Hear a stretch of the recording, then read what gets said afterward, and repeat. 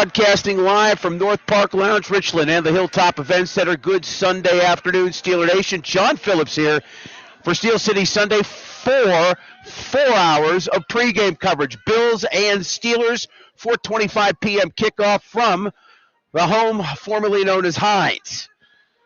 I don't want to say AccuSure. They don't pay me. Why should I say it anyhow? All right, so excited to be back, not traveling on like 3 flights from Oklahoma, not in an infirmary or an ER. We're here at MPL Richland. I've got next to me Bill Akins, who quietly produces the show and harasses me constantly about everything else under the sun. Good morning, or should I say good afternoon, Bill? Good morning, good afternoon, good evening, whatever, John. All right. It's great. It's a great day for Steelers football, huh? It is. We'll see how things play out today, obviously. Steelers at 6-5. Bills come in 7-4. Both teams currently in the AFC playoff picture.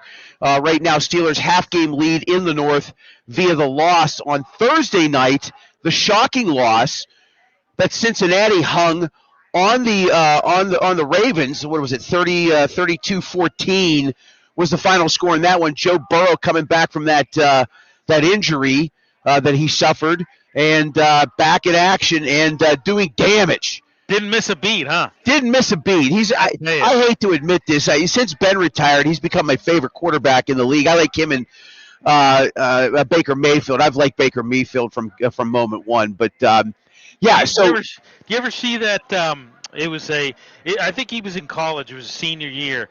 But it was some reporter had a picture of him when he was a little kid. He was like 10 years old, and he was in jean shorts. And they said, if you could go back in time and tell that kid something, what would you tell him? He said, you're going to be a national champion, son. He had an unbelievable season at LSU, and I won a whole bunch of money gambling on him. I can tell you that right now. He was money. That offense was exciting. LSU talk for another day, I suppose, but with the whole Lane Kiffin thing. But we're here to talk Steelers and Ravens for you over the next 4 hours. We will have Paul Zeiss here momentarily to join us, and then once we get Paul on, we'll begin the show. But I want to go over today's broadcast itinerary for you because we are jam-packed. We have 10 guests lined up today. It's our biggest show to date. We're very excited that people are making us part of their pregame routine. Of course, we're live here on X, YouTube, and Facebook. You can check us out on all the social media sites, by the way, at the same handle, Steel City Sunday. Instagram and TikTok. We do not broadcast live on those platforms, but we provide content for all of them. But if you're on any of those or if you favor one over another, you can make us part of your routine. But on game days, we are live with coverage of Steelers games. In this particular case, it's Bills Mafia invading the city. I was at the Penguins game last night. As crazy as this is, and as much sports as I've covered in my lifetime for various media outlets through the market and, doing syndicated radio a million years ago, I had not been to a hockey game in the new barn. The old had not been to a hockey game at what was once Consol Energy Center, now is PPG Paints Arena. Boy, is that thing nice for hockey. I mean, I've been to concerts inside there, and I think I saw Bubble Guppy's thing one time with my kids when they were little in the Wiggles and things like that. But I'd never been to a hockey game. Painful. Well, last night I didn't expect much, and I was right. I had a great time commiserating with a lot of Toronto fans. I had family, and I still have family up in Canada. I haven't been to Canada in over 20 years, but used to go up to Toronto all the time. We used to make 3 visits a year at least to Toronto to visit family and just vacation and just get away. And, man, there were a ton of fans from the Toronto area in last night that also happened to be Bills fans, so they make a weekend of it down here. When I say painful, I meant Bubble Guppies and Wiggles. That's right. Yeah. Well, yeah, that's part and parcel with being a parent, Hey, I know the routine. But it was a stark contrast to obviously what was the Igloo for hockey, right? The sound system, the big giant board that they have. I mean, that thing was blowing out noise and colors, and it was a fun atmosphere. It was nice to be there. and enjoy it. I couldn't convince any of my kids or my wife. I only had 2 tickets. I got them gifted to me like 2 hours before game time, and I went by myself. No shocker there. Made like 15 phone calls. Everybody's busy in our adult lives. But it was fun to go down there and at least see a game. And the atmosphere was good, even though the Penguins lost 7-2. Okay, so let's set the topics for today and the roster for you as we get prepared for this contest. It is Steelers and Bills. I want to run down who we have on the show for you today because I think it's important. We'll have Paul Zeiss joining us here momentarily. Is he in the backstage by any chance? All right. Well, maybe Paul's on a golf course right now. He does like to squeeze in the rounds while the weather's still warm. Paul Zeiss will be joining us here, hopefully in this 12 p.m. hour to talk about the game. We will also have at 12:30 Todd Haley for his weekly hit, Haley's Huddle, the former offensive coordinator of the Steelers, Browns, and Cardinals, and, of course, head coach of the Kansas City Chiefs, Upper St. Clair native, Yinzer all around. In the 1 o'clock hour, Greg Brown is going to be joining us. That's right, Pirates broadcaster Greg Brown, former Bills color analyst for 3 seasons. And, of course, Mechanicsburg native, went to Point Park, started his career here in Pittsburgh in 79 as an intern with the Pirates, was the backup Parrot, went to Buffalo. He was with the Pirates for a decade. Then he went to Buffalo to call Bison's games, landed a gig with the Bills for a few years, and then in 94 came back home to Pittsburgh, and he's been here ever since. I'm so excited to have Brownie on the show. I can't tell you how excited I am. He's such a gem. And just a depth of sports knowledge. We'll have him on at 1 o'clock. We're doing not one, but 2 Consigs Pigs segments. Okay, we'll have Steve Cofield, a Las Vegas talk show host. He also is a sideline reporter for UNLV basketball and football. He's the host of Cofield and Company. He'll be joining us at 1:30. At 1:45, Behind Enemy Lines with Nick Sabato, Bills reporter for the Niagara Gazette. In the 2 o'clock hour, our NFL insider, Zig Fracassi, joins us for our NFL Whip Around. Around 2:15, Mike Oste and Mic'd Up, the national writer for Yardbarker, Pittsburgh Sports Now writer, and, of course, managing editor of West Virginia Sports Now. At 2:45, we're going to get Consig's Picks Part 2 with Beating the Bookie. We had problems with audio last week. We're going to try it again with him. 3 o'clock, the hour 4, we got Jerry DePaula. We'll have Bill with us and Bill's Breakdown, and we'll wrap up the show and get you ready for Bills and Steelers. Without further ado, we bring him in every week because he's available and he takes cash for consideration. Ladies and geez, look at that. Down at the Post-Gazette suite, I suppose it is Paul Zeiss of the Post-Gazette. Good afternoon, Paul. Why are you wearing that Bills hat? Well, I thought it would be funny, that's all. It's a story is my daughter is actually dating the brother of Mitch Trubisky. So okay. For the last 2 or 3 holiday cycles, I've gotten lots of Bills gear. Okay. So I figured I'd have a little bit of fun and wear one of the 17 hats that I have. There you go. But I will take it off because I just thought it would be funny. That's great.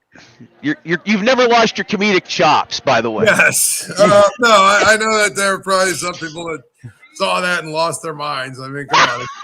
It's sports. Relax a little bit. Have fun. It's sports, Sports editor's inbox at the PG being flooded right now with complaints, I'm sure. So, okay, well, I guess we're going to have Aaron Rodgers this week. Good news, I suppose.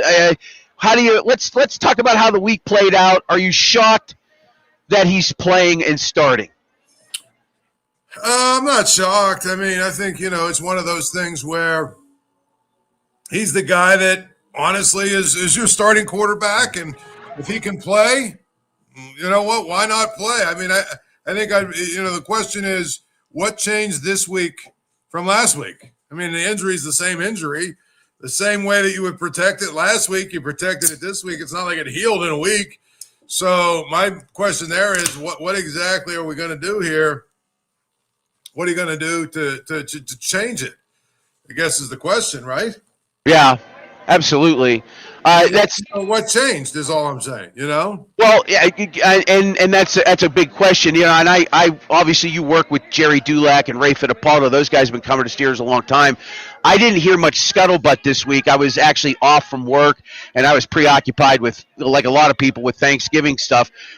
What did they say? What did they gather? What was the talk about the decision for him not to play last week, and now it's changed a week later? What do you think it might be? Well, I mean, I think honestly, they wanted to give him a week to try and heal a little bit. And they thought that they probably could win against the Bears, with Mason Rudolph, which, quite honestly, they had some opportunities to do that. People were upset about Mason Rudolph. And my thing is he's a backup quarterback. And what you want your backup quarterback to do is give your team a chance to win. I mean, he put up 21 points. The defense put up another 7. They scored 28 points. That should be enough to win if you've got a $170 million defense, period. Right. So, Mason Rudolph is a backup who's capable of giving you a chance to win, which he did last week. The defense let him down.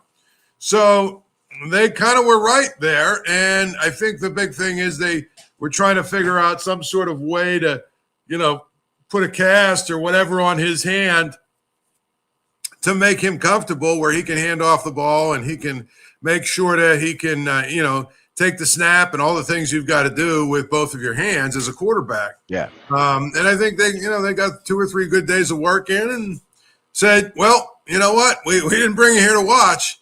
So I feel like, he'll be able to go out there and play and do the things he does well, and we'll see what happens.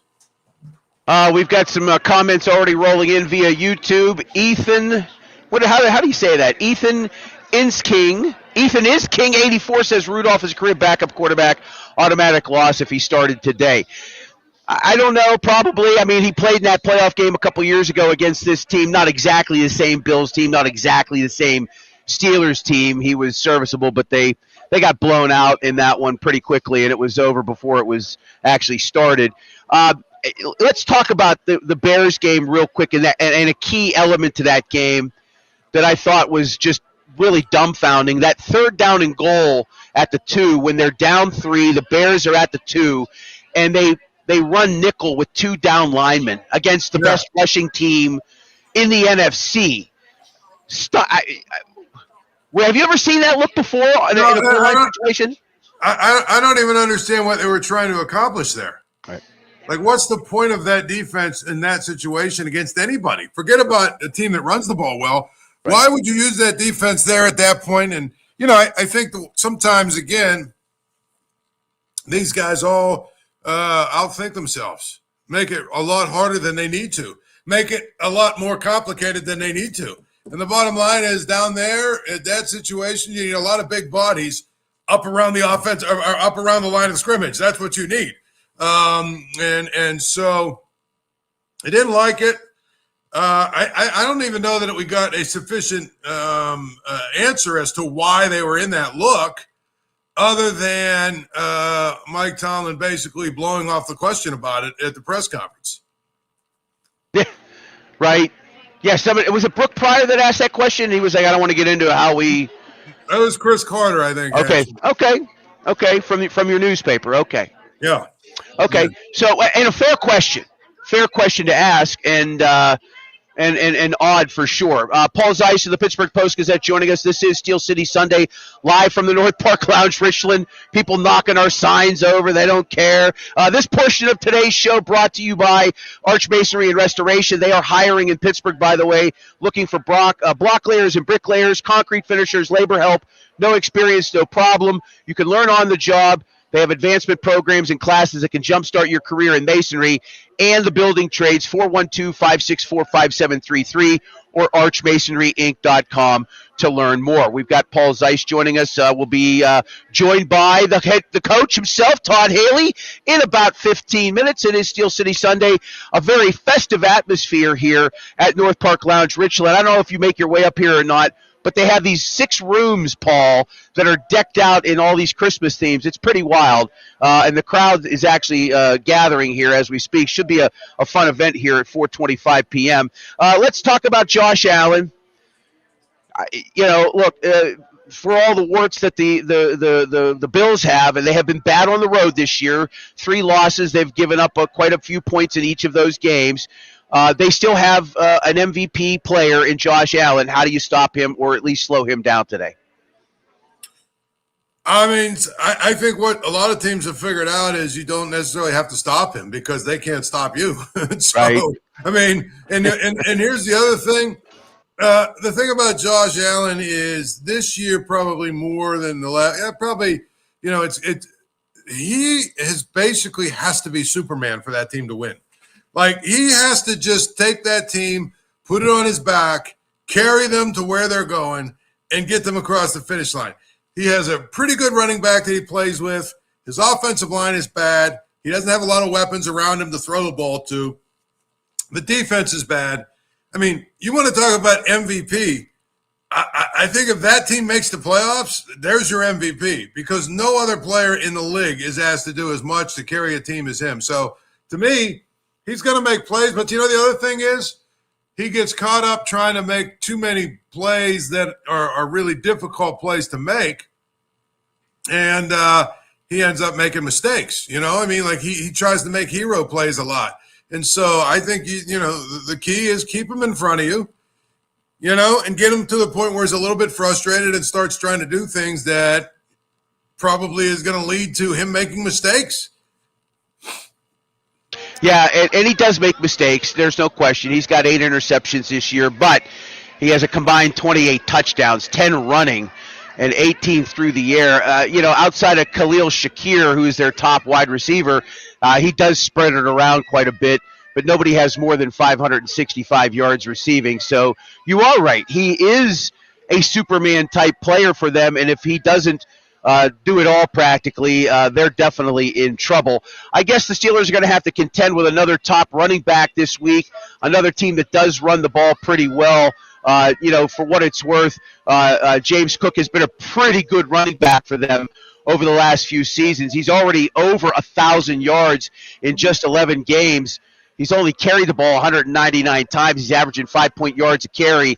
And look, I know the rush defense has had problems, especially to begin the year. They have kind of improved their numbers against the run. I think they're giving up as a team 106. That kind of puts them in the middle of the pack. But I would imagine, if Allen isn't doing it with his own wheels, it'll be James Cook, a lot of him this afternoon at Acrisure. Well, that's especially, because Derek Harmon's out. I mean, that's a big loss for the Steelers up front in their defensive front and their ability to stop the run. Is not having him. That's a huge, I think, loss for them. And we've seen the games when he hasn't played, they have not been really good against the run. So, you would think that they would try and take some of the pressure off Josh Allen and try and take a little bit of the pressure off of him and run the ball some. You've got a really good running back. But again, I've always long been in the camp that I think the Bills coaching staff as a whole make some of the worst in-game decisions I've ever seen consistently week in and week out. And one of them, I think, is they get enamored with something and it doesn't matter what's happening in the game. They'll just keep trying to do it. But to me, like today's a day, it's windy out, it's sleet, it's, kind of a nasty day out. It's going to get worse as the day goes on. You're going to want to run the football. Can they do that, though? Will they have the patience to do that? Will they continue to take the ball out of Josh Allen's hands if it's working? I don't think they will. I don't think that's not how they do things. And I think that's a big problem for them. Yeah, right. When you limit yourself based on what you think you have versus what you probably need to at least try to use in certain situations. Mike Avocado 570 on YouTube. Does Paul have any inside information on MVS getting elevated to play? Are we at that point where we need Marquez Valdez-Scantling?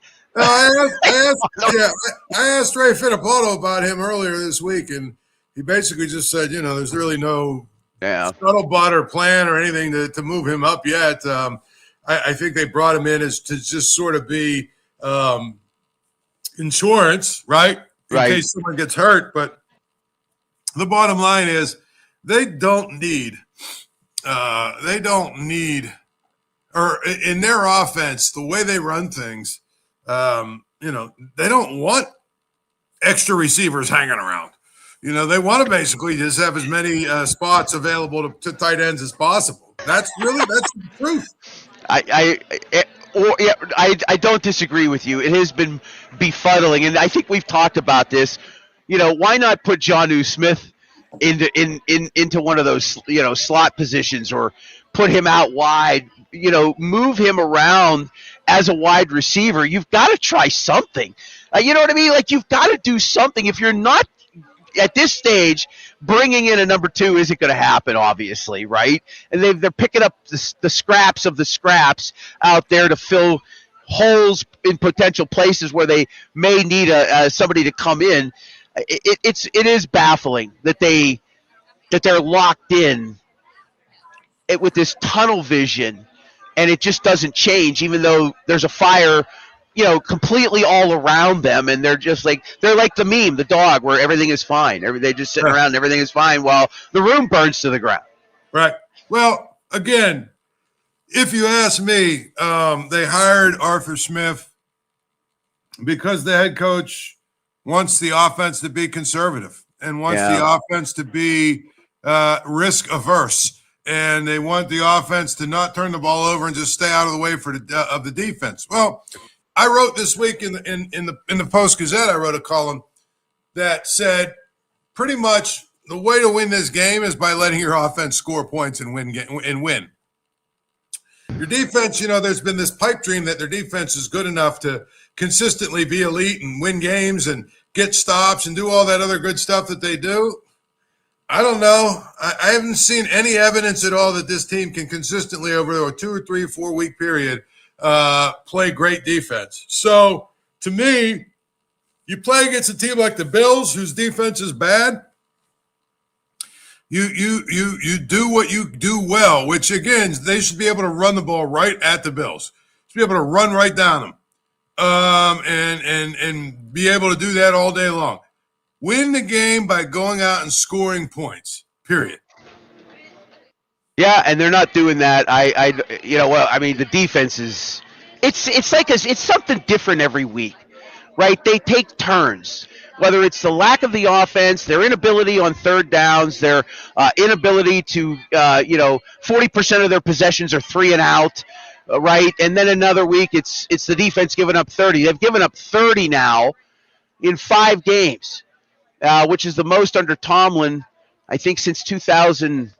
It might be 2012 or something like that. They gave up 6. They had 6 games where they gave up 30 points. It's been very disappointing, to say the very least.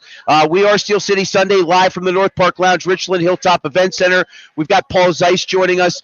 Soon Todd Haley will be on board. We'll talk with the coach and Paul at the same time. 4 hours of pregame coverage will take you up till about 4 o'clock today, folks. Kickoff from Acrisure, 4:25 p.m. Steelers and Bills. What are we going to see out of the running backs today for Pittsburgh? Will it be Jaylen Warren, who has not really gotten the motor going up, albeit once against a very bad Bengals team, or is Kenny Gainwell going to get more snaps, more opportunities? He was effective last week against Chicago. Well, I think that the biggest thing is Jaylen Warren this is a game that should be really his game. The way you're going to beat the Bills, or the way that you're going to be able to beat the Bills, is by running right at them. That's what their defense is not good at. And who better to do it than him? Yep. Who better than to hand the ball off? Forget all these silly toss plays and all these sideways things and everything else. Hand the ball to him and run right at them. That's what you are able to do. Now, it'll be interesting. I guess we haven't even gotten to the fact, John, that Broderick Jones is not in, and he's become a really pretty good run blocker for them. I don't know. I still feel like the Bills defensive front seven is not good against the power running game. if you do other stuff, if you throw the ball this way or that way or try to do all these other crazy things, well, then they probably are going to have more success against you. But if you run the ball straight at them and you're able to get right downhill, which I think Jaylen Warren does really well, to me, I think that then you can dictate what you want to do the rest of the game on offense. Yeah, the run defense ranks 30th for the Bills. Yeah, they're bad, no question. It's definitely their weak spot, and you would think that given that Aaron is a little dinged up, that they will run the ball more. But, again, as you said, he needs both hands when he's playing. It's not like he can only play with one hand. He's got to hand the ball off with his non-throwing hand at times. So, but, look, I have no problem if they run the ball 35 times today, 40 times today, if it's effective, right? Limit what your exposure is with Rodgers and give the ball to Gainwell, get the ball in the hands of Jaylen Warren, pound them up the middle if you have to. Like you said, you don't want to get into all these fancy gadget plays, but just smash mouth if need be. It would be nice to see the running game really establish itself today and, keep Allen on the sidelines. I mean, that's really what it comes down to. They've got to win the time of possession battle. That's the other thing I wanted to look at, too. I don't think they've won the time of possession battle much at all this season in most games. I'd have to go back and look at it, but I'm willing to bet dollar to donut that they have probably trailed in that department the majority of the season. All right. Well, I think it's fair. Hang on, here we go. Let me look real quick here. Okay. I think if you look team stats here, time of possession.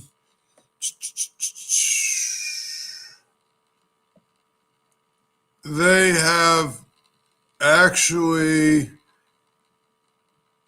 they've had the ball almost 5 minutes less than their opponents on average. That's not bad.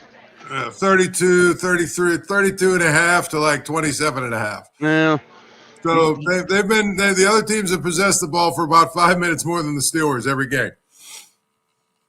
Which is why they're 6-5. If there was a bigger discrepancy, they'd probably be under 500. So that's probably a fair assessment of where they are right now. All right, we're going to bring Todd Haley in to join Paul and I live. Todd Haley, of course, former Steelers offensive coordinator, wearing his toque. How was your Thanksgiving, Coach? Mine was great. I hope Paul and yours was great also. I love it. I mean, I know we all do. I mean, you get 3 games Thursday, you get a game Friday, then we get to watch the Sunday football. So all in all, pretty good. Just made the leftover sandwiches here to fatten up a little bit.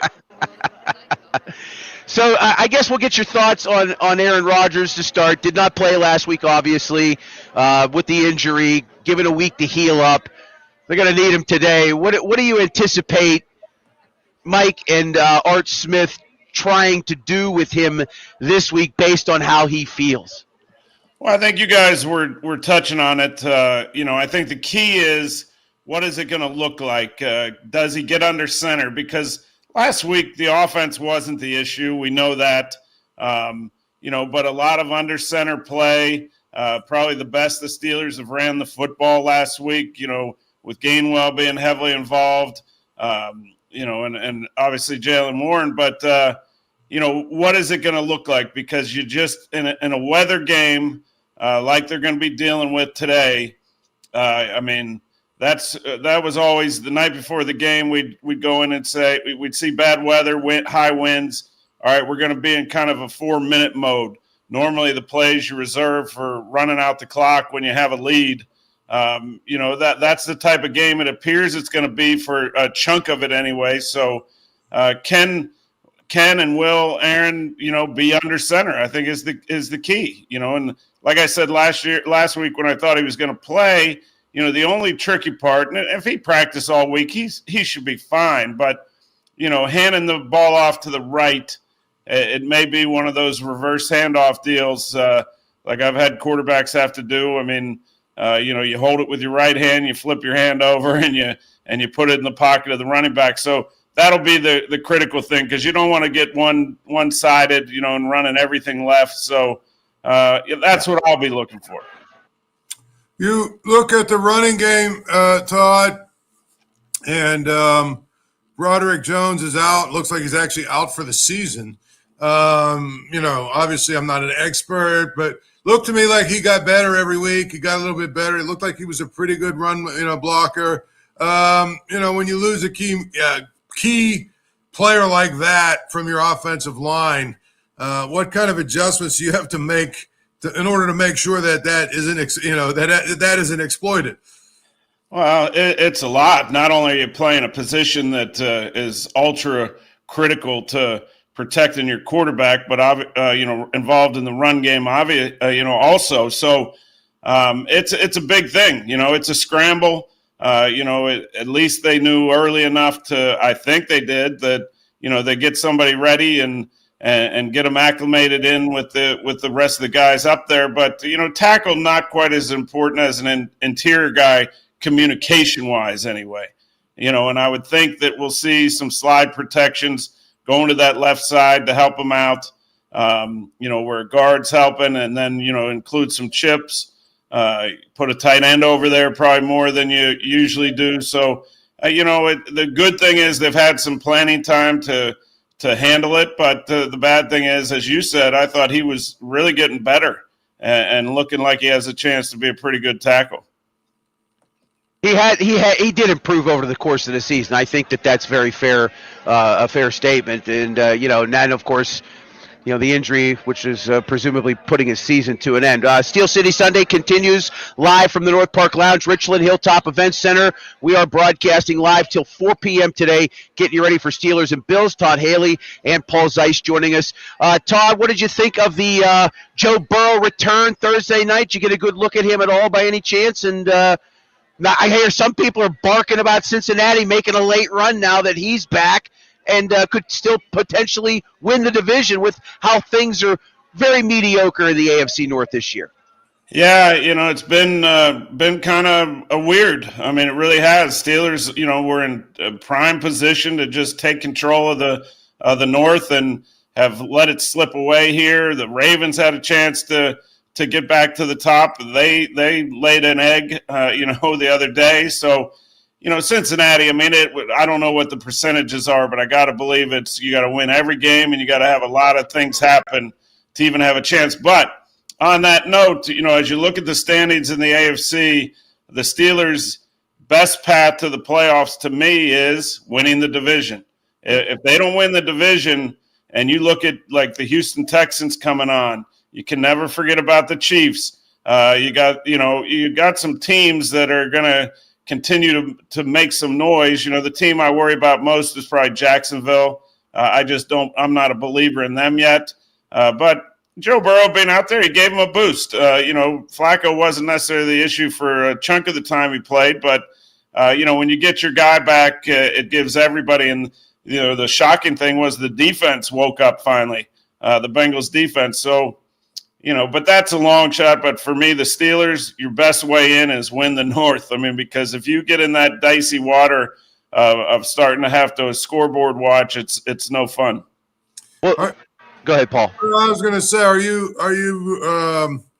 a believer in some of the quote unquote newer teams like the Patriots and the Colts and I'd even throw the Broncos in there. I mean, those are the three teams that all have 2 losses. I mean, are you a believer in any of those teams yet, or do you need to see them do it in the playoffs before you really believe them? Well, I mean, to officially, tag them with a really good team in the league, you have to do it in the playoffs. We know that. But the Patriots have been a shock because, I thought they were missing some pieces, but the way Mike Vrabel's brought them all together and has the defense playing. This time of year, defense wins. It travels. So I am a believer in the Patriots. Now, what they do once they get there, I'll have to see more there. But I believe they're one of the better teams in the AFC. The Texans are the team that I would just keep saying, watch out for. This team, I mean, they're on the outside right now, but that defense now is legit. I mean, they get after you. And when you got good defense and I think Stroud sitting out watching a little bit, he might get a little different perspective of that he doesn't have to be a hero with that defense, just play football, be smart. So the Colts, they're kind of in that same process. So I believe in them. I think they're a really good team. I think they're really well coached. They run the football. The defense is a little better than I think people thought it would be. And, but you still got to pass all these tests. So, it's December football now. These games now get really big for some of those teams, trying to stake their claim. And as you're looking at things right now, and I'm looking at the AFC wild card race where the division leaders sit. Obviously, the Steelers have a half-game lead right now. They're in the 4th spot. They really need this game, especially. Buffalo could afford to lose this game in the sense that the Chiefs have lost, the Ravens have lost, and I know the Texans obviously I forget who the Texans are playing today. They've got the Colts. So a huge game for them today, divisional game, extremely important game for both teams. If Indianapolis, that game's in Indy, if they manage to win that game, the Bills lose, and they're still going to be sitting in the 7th spot at 7-5. For the Steelers, now if they puts them at 6-6, it'll drop them to at least 8th or 9th, and the two teams ahead of them in that wild card chase, the Chargers and Bills, would each own victories over them. Just really critical for the Steelers today, who, by the way, have done fairly well as of recent. Over their last 20 losses, they've come back to win 14 of 20. So they do respond well when they lose. I guess that's something maybe to think about today as you're looking at things. We've talked a little bit about the Aaron Rodgers. Let's talk about Kenny Gainwell last week, Coach. What did you see in him? He's probably been the best free agent pickup they've had this year. Yeah, I'm sorry I dropped him from my fantasy league. I've made some poor decisions on the waiver wire. No, he's a unique little player. I mean, not the biggest, but he is quick and explosive. He's dangerous. He can catch it out of the backfield, but he's also a good runner. So I think this combination is kind of coming together. That's why a few weeks ago, everybody was on the Jaylen Warren bandwagon, but I can't see Jaylen being a guy that can tote it, 20, 25 times every single week down the stretch. I think that'll take a little toll on him. So you got to have that complement. I was thinking it might be Johnson, the rookie, but that hadn't quite come to fruition. So, you got to be able to run the football, and I like that combination. I think, Arthur Smith's being creative with Kenny. It's a little thunder lightning type deal, even though both guys are pretty explosive. You obviously coached a younger Ben Roethlisberger who moved around a lot and did some schoolyard football type stuff. So you kind of have an idea what it must be like to try and coach a guy like Josh Allen. First of all, what are your thoughts on him, the player, as a quarterback? And two, how do you reel a guy like that in to, not take away what he does well, but sometimes he loses his mind and, he has some really awful turnovers and decisions. Well, I think even with Ben, when you have a guy with that type of ability and talent, when he's not getting a lot of support in other areas, whether it's protection, whether it's guys making plays on the perimeter, the run game not being there, they go into hero mode. And Josh, I think when they've been at their best here last year specifically, up until the end, they stayed committed, dedicated to the run. They were able to do it successfully. And he just didn't – I think he felt more comfortable not feeling like he had to make every play and put the team on his back. So I think that's the key is stay disciplined, stay committed to the run. But for the Bills, they got to have – I'm not sure the status of Dalton Kincaid. I think he's a key piece. He's questionable. If he plays, I think that's a comfort blanket for Josh that really allows him to kind of settle in and trust somebody. But right now on the perimeter, I don't know who he really believes in other than Shakur, but he's an inside kind of slot guy. I mean, he's not going to do what the big timers outside do. So, other thing, guys. Special teams in a weather game like this, that could play a huge role in this game. If yards are hard to come by, who can make some kicks, who can field the punts properly. I think special teams is going to play a big factor in this game.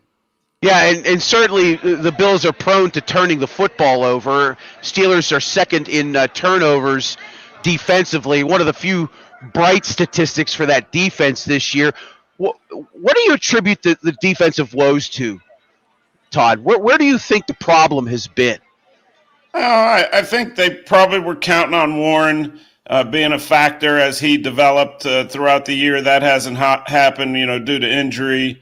Defense is always kind of an evolution of coaches, understanding what these different pieces is. Now you're gonna throw Samuel in there. I think that's a good get. This kid can play if he's healthy and pass the physical. I mean, I think that'll be a positive for him. But this is such a big game for both teams. But the Steelers, knowing that both of those tackles are out for the Bills, I would think they better have a really good plan.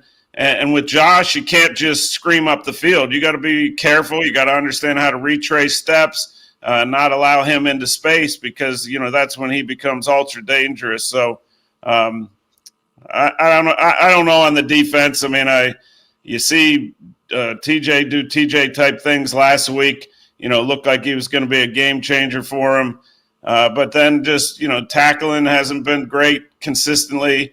Misplayed balls in the secondary hasn't been great. So, but it's part of that evolution. The key is now, starting today, the teams that start playing their best football, will have a chance to make some noise.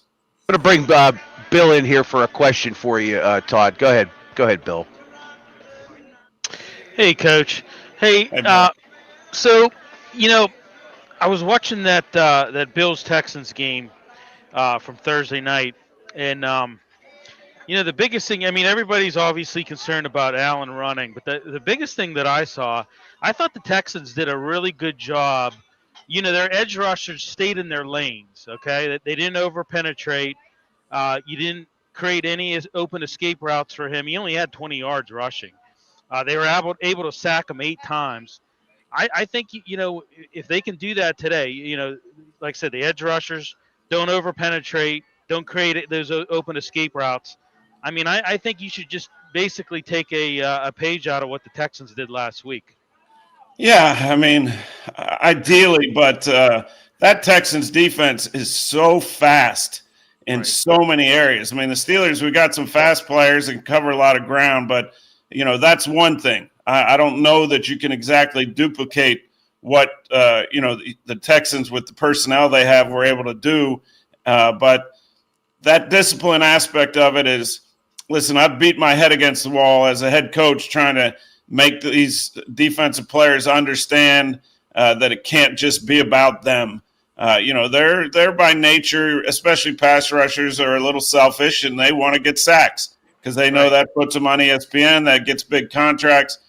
So talking about it and actually getting the players to do it is the real trick. So with Josh, you're exactly right. But it seems to me that here of late against the Bills, there's probably a lot of evidence even beyond the Texans for good clips and tape to show the defense. If you do this, this gives him problems, whether it's forcing him to move one way out of the pocket, whatever those little things are. There's evidence out there. And, if the Steelers can come close to duplicate it, I think, in the weather like it is, you hope for a couple balls to come your way with wind and all that. So I think that there's an opportunity here for the Steelers defense. What's the biggest challenge for Aaron Rodgers with that cast or whatever he's going to be wearing on his wrist? It seems like there's a number of things you have to do with 2 hands as a quarterback. And I'm just wondering, like, you as an offensive coordinator, what would be your biggest concerns? Paul, don't you remember Matt Cavanaugh back in the wearing a cast on his left hand? No, it is a challenge. Number one is, can you take a snap? That ball comes up pretty hard and fast. I'm sure Aaron, as gifted as he is, he's figured out a way to make sure it's hitting his right hand more than it's hitting his left. And that happens naturally anyway. But like I said, handing off to the right, if there is a lot of pain involved, you can't do it with your left hand. Like I said, I had Kurt Warner, he dislocated his elbow, so he had to do everything right-handed, and he was able to do it, and probably not as gifted an athlete as Aaron is. So there's a way around it, and then ultimately just protecting yourself. in some of those situations where you're getting hit or knocked around in the pocket, because if the pain is high, then you start doing things to protect yourself, and that's what you don't want. We're Steel City Sunday, broadcasting live from North Park Lounge, Richland. We got Todd Haley for just another minute or so, and we'll wrap up with Paul here in just a few minutes. All right, Todd, your prediction of today's game before I let you go. Oh, this is such a big game, but such a tough one. I was on radio yesterday with Zig Fracassi, and I just kept saying it's like a pick'em game. I can't, who plays the best special teams, who runs it the best, who stops the run, who doesn't give the football away. It is a toss-up in my mind, so being a Yinzer, I'll say 17-13 Steelers. Todd Haley, always a pleasure. Thank you very much, sir. We will talk to you next week. All right, you guys enjoy the football. See you, Paul. Right. We'll see you, man. All right, Todd Haley, gracious with his time, former Steelers OC, head coach of the Chiefs. List too long to even mention. All right, Paul, just a couple more minutes with you. I guess let's start with thoughts on what you expect to see and how you expect things to end. I think that we're going to see a heavy dose of running from both teams until the defenses show they can stop the run. I think, both teams are going to probably get out and try and really run the football, keep the ball out of harm's way, try and keep themselves out of third and longs and, all the things that can happen and go wrong when you have to throw the ball in a windy kind of sleet, kind of slick, kind of conditions. Yeah. I think we're going to see that both teams are going to run the ball. I'll be very interested to see how much they allow Aaron Rodgers to like drop back and throw it. And, it'll be just real interesting to see how they handle his ability to handle the ball. And honestly, I think it's going to be a game. It's a fourth quarter game. And Josh Allen is going to do everything in his power to be Superman and try and win the game at the end like he does every single week. Some weeks it works, other weeks it doesn't. But if you watch the Bills, and of course, as we established at the beginning of the show, I watch the Bills a lot because I have to, right? As we established at the beginning of the show. But no, I watch the Bills every week. It seems like they're almost they're almost the same exact game every single week. They do all kinds of things wrong, they do all kinds of things right. But at the end, it comes down to the last 3 or 4 minutes. Is Josh Allen capable of being Superman and finding a way to get them out and to win? I think one of the things Mike Tomlin said about Josh Allen that is probably the biggest compliment you can give to the guy. And that is that he's the ultimate competitor. Forget about his talent, forget about his, ability to run, his ability to pass it, all that stuff. He's just an incredible competitor. And that's what you want from your quarterback. Really, that's what you want from a lot of your players. And I think that's what sets him apart from, a lot of guys nowadays is that this guy, and, the other guy, I'll tell you, Joe Burrow is the same exact way. He is just an incredible competitor who just wants to win. And that to me is such an important part of being a great quarterback. Yeah, Baker Mayfield as well. Right. I throw him in there as well. Exactly. And you're right. That intangible can't be taught. It's an intangible you have internally, right? Like and I think Lamar's probably in there too. Patrick Mahomes obviously in there as well. We're probably missing a few others, but I agree with you that intangible is something that is just inside you, and you can't teach it. It is just there, and that's what makes a good player a great player for sure. Ref Sam checking in on Facebook says the offense needs to get it together. They certainly do. The question is, Paul, will they? With a final thought, who's going to win today? The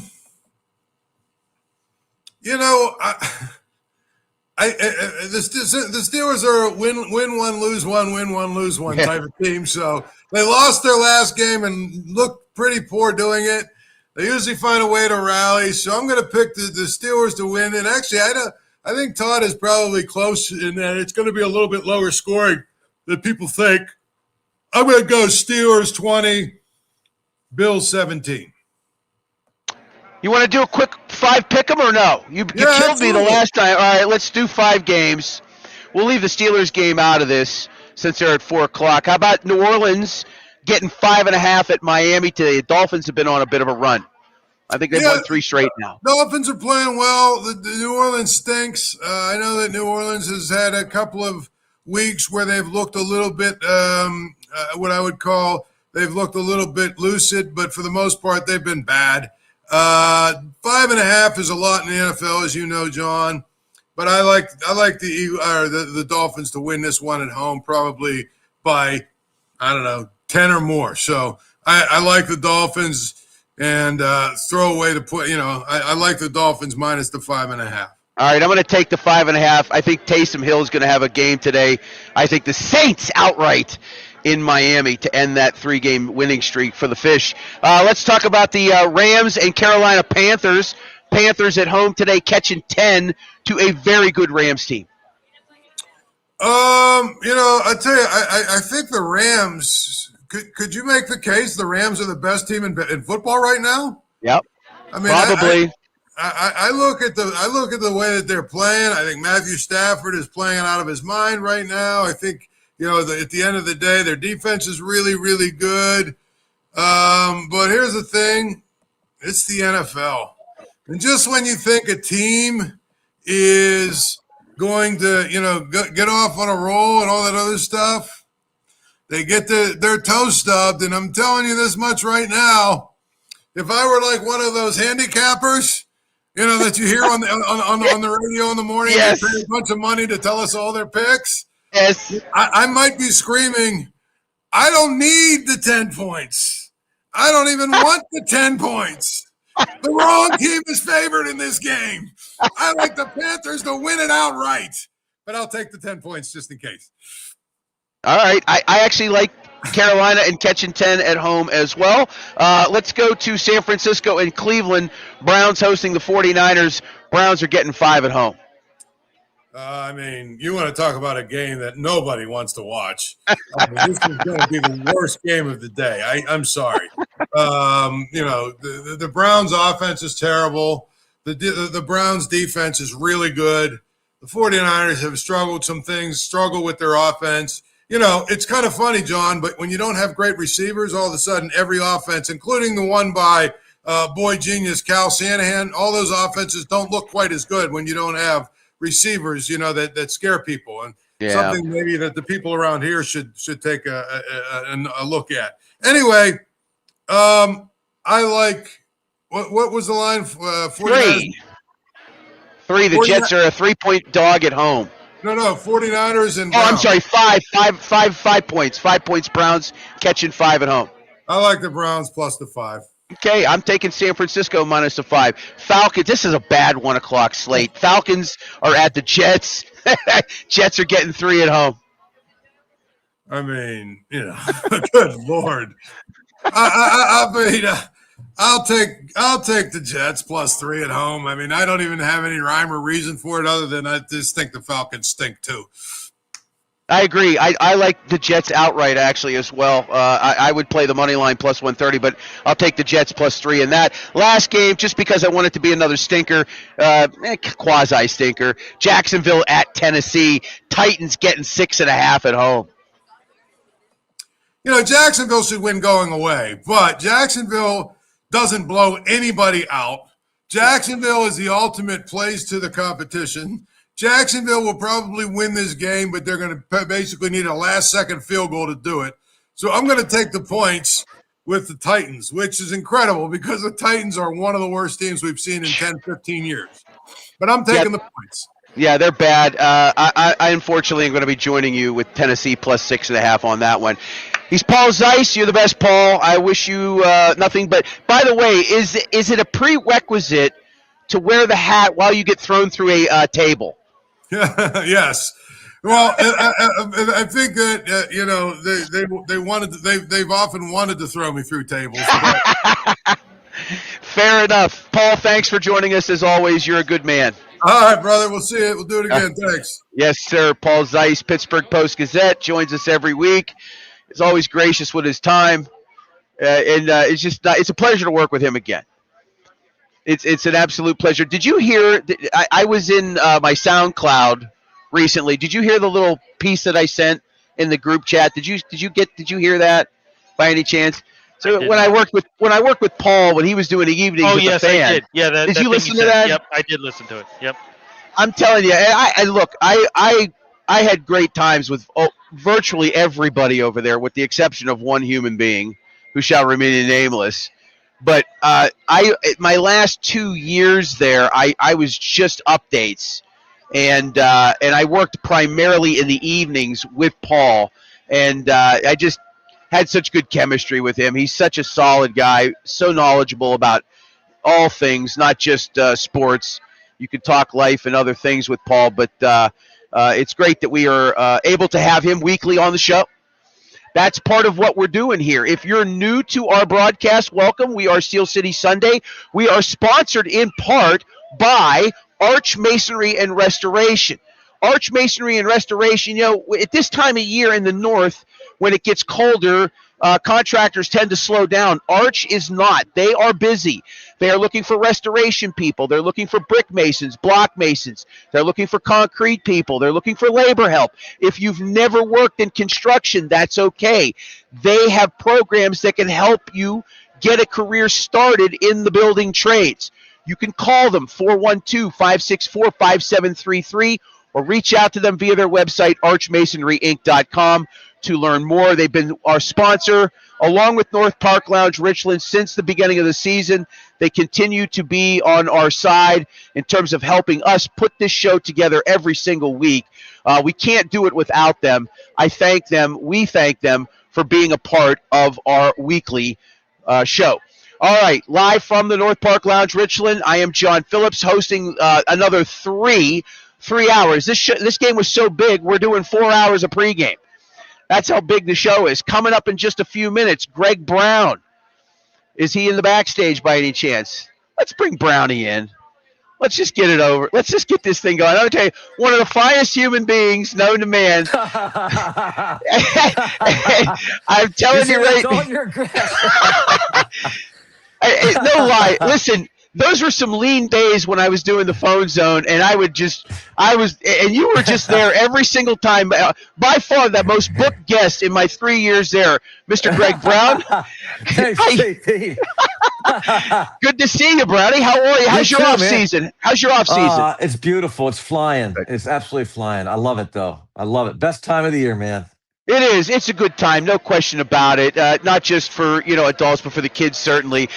So let's talk a little bit about your days, starting with. And I think some people know this, maybe they don't. Of course, you've been Pirates broadcaster for over 30 years now, but before that, you spent a couple seasons calling Bills games. You were a minor league baseball broadcaster up in Buffalo as well. Let's talk a little bit about that time. What a glorious time for Buffalo, that magical 4-year run, and you were very much a part of that broadcast crew. Talk a little bit about that, if you would, please. Well, it was magical. I remember, John, how often people would be down on the Bills for going back to the Super Bowl.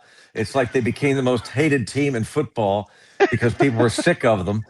I got fairly close with the coaching staff and some of the players, and after 4 years you get to know a lot of them and their families and so on, and it became kind of a rallying cry. It was almost like, okay, we'll show you, we'll be your worst nightmare again this year, and it was a magical time. I think they are that moment in time in sports will probably never happen again in any sport, not just football. But to me, they were amazing in their resiliency, how they kept getting back off the mat despite all of the stuff swirling around them year after year. The fact that they could keep doing it again to go to 4 straight Super Bowls, it's just a feat that I don't know that any team in pro sports will ever go to 4 straight championships of any kind again. Yeah, not certainly now in this salary cap era of sports. It is hard to keep teams of that nature together. It really is. And I know that was early in that salary cap era. I believe it was 91 when the NFL adopted the salary cap. And I was an intern at a TV station in Erie at that time in 92. I worked at Jet TV in Erie, so I got to cover the Bills that year in 92. I got to cover the Browns and Steelers. I got to cover the 92 NLCS at the station. So that was, magical for me as I was wrapping up my college tenure trying to get into the business. Going to Buffalo for those games was just, it was a different feel. Nowadays, it seems like everything, I guess social media probably has a lot to do with this, where now things are bigger, because everybody's got a voice. Everybody has one of these in their hands. They can, you can be your own reporter. You can be your own personality without working for anyone per se. But, a great run and great players in that locker room. Great, starting with Jim Kelly, Thurman Thomas, those guys. That defense, Phil Hansen was a big part of it. They had some really dynamic players on that team for sure. To your point about how different it is this day and age, I've not been to a Super Bowl since that 94 year. Okay. But I remember the first Super Bowl down in Tampa, that week leading up to the Giants. And now, if memory serves, John, I swear, Media Row now, from what I understand, is absolute mayhem. Yeah. I guess stations from all over the country, whether you're a flagship or not, whether you cover the team or not, you go. You would know better than I do. Yes. But back then, it was a novelty. I don't remember more than a handful. ESPN was there, and the station that covered the Giants, of course, several New York stations. But it wasn't like there were 30 stations. There were a handful of card tables set up for that week leading up to it. And people would go by. I'll never forget. I grew up long story, but I grew up a Chicago Bears fanatic in central Pennsylvania. So they were my team. And I still kind of follow them to a degree, although, I was rooting for the Steelers last week. But so my hero growing up was Walter Payton. And this was, again, this is the 1990 Super Bowl against the Giants. And leading it. So all these sports personalities are walking the Tampa Convention Center, this Media Row. And I and my co-host were standing there yapping, and we would try and grab guests. So I went up there and I asked Mr. Walter Payton, would you mind spending 5 minutes with us? Here's my hero. I was worried, having not met him, is he going to disappoint me? He could not have been nicer. He couldn't have given us more. I'll never forget that day, that moment, but that week. And again, going back to your point about how different things are, because everybody has a voice now. Yeah. And way different back then. And you're right with the salary cap. It's hard to keep, what the Bills did and what the Steelers did for so long was to, even as the salary cap era entered our consciousness, they had the wherewithal, the knowledge to decide, okay, we can only keep a handful. And that's true now in this day and age with salary cap.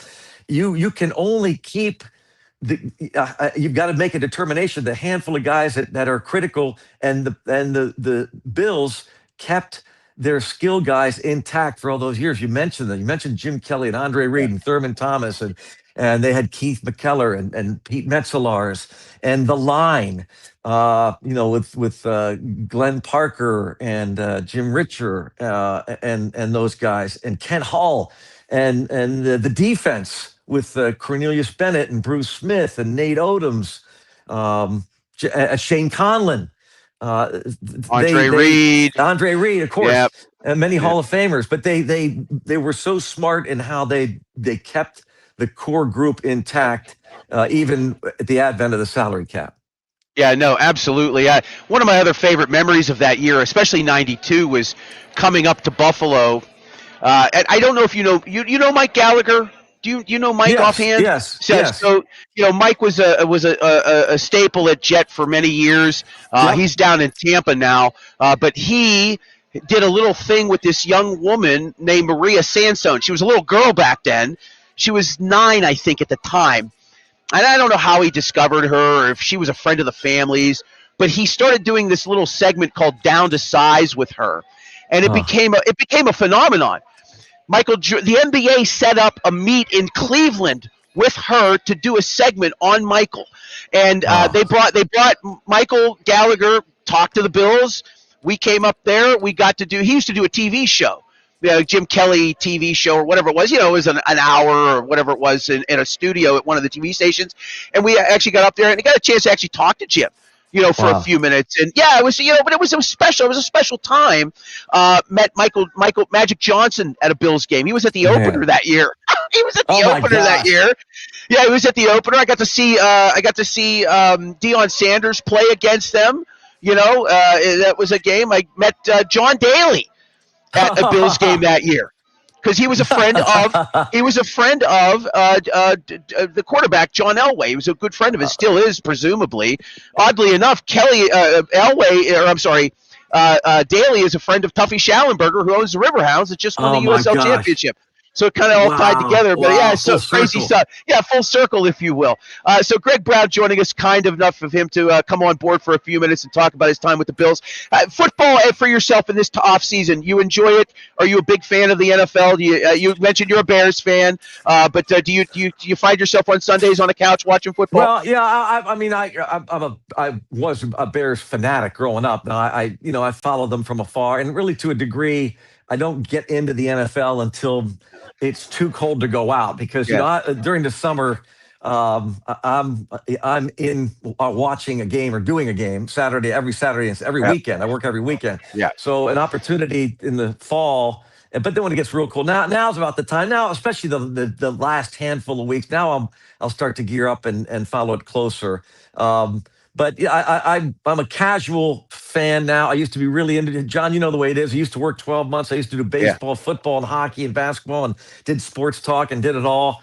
And now I get to do it just as a fan, and I'm way more casual about it now. I'm really looking forward to this one today because these are two of my favorite teams. I don't know many people from the Bills still there. I don't know that there are any back then. I actually still stay in touch on occasion with Marv Levy, who celebrated his 100th birthday last year in Cooperstown, Hall of Fame in Canton.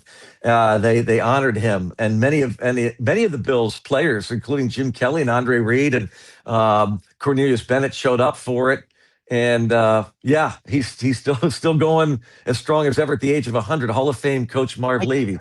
That's crazy. Yeah, it is crazy. But this is a great match. This will.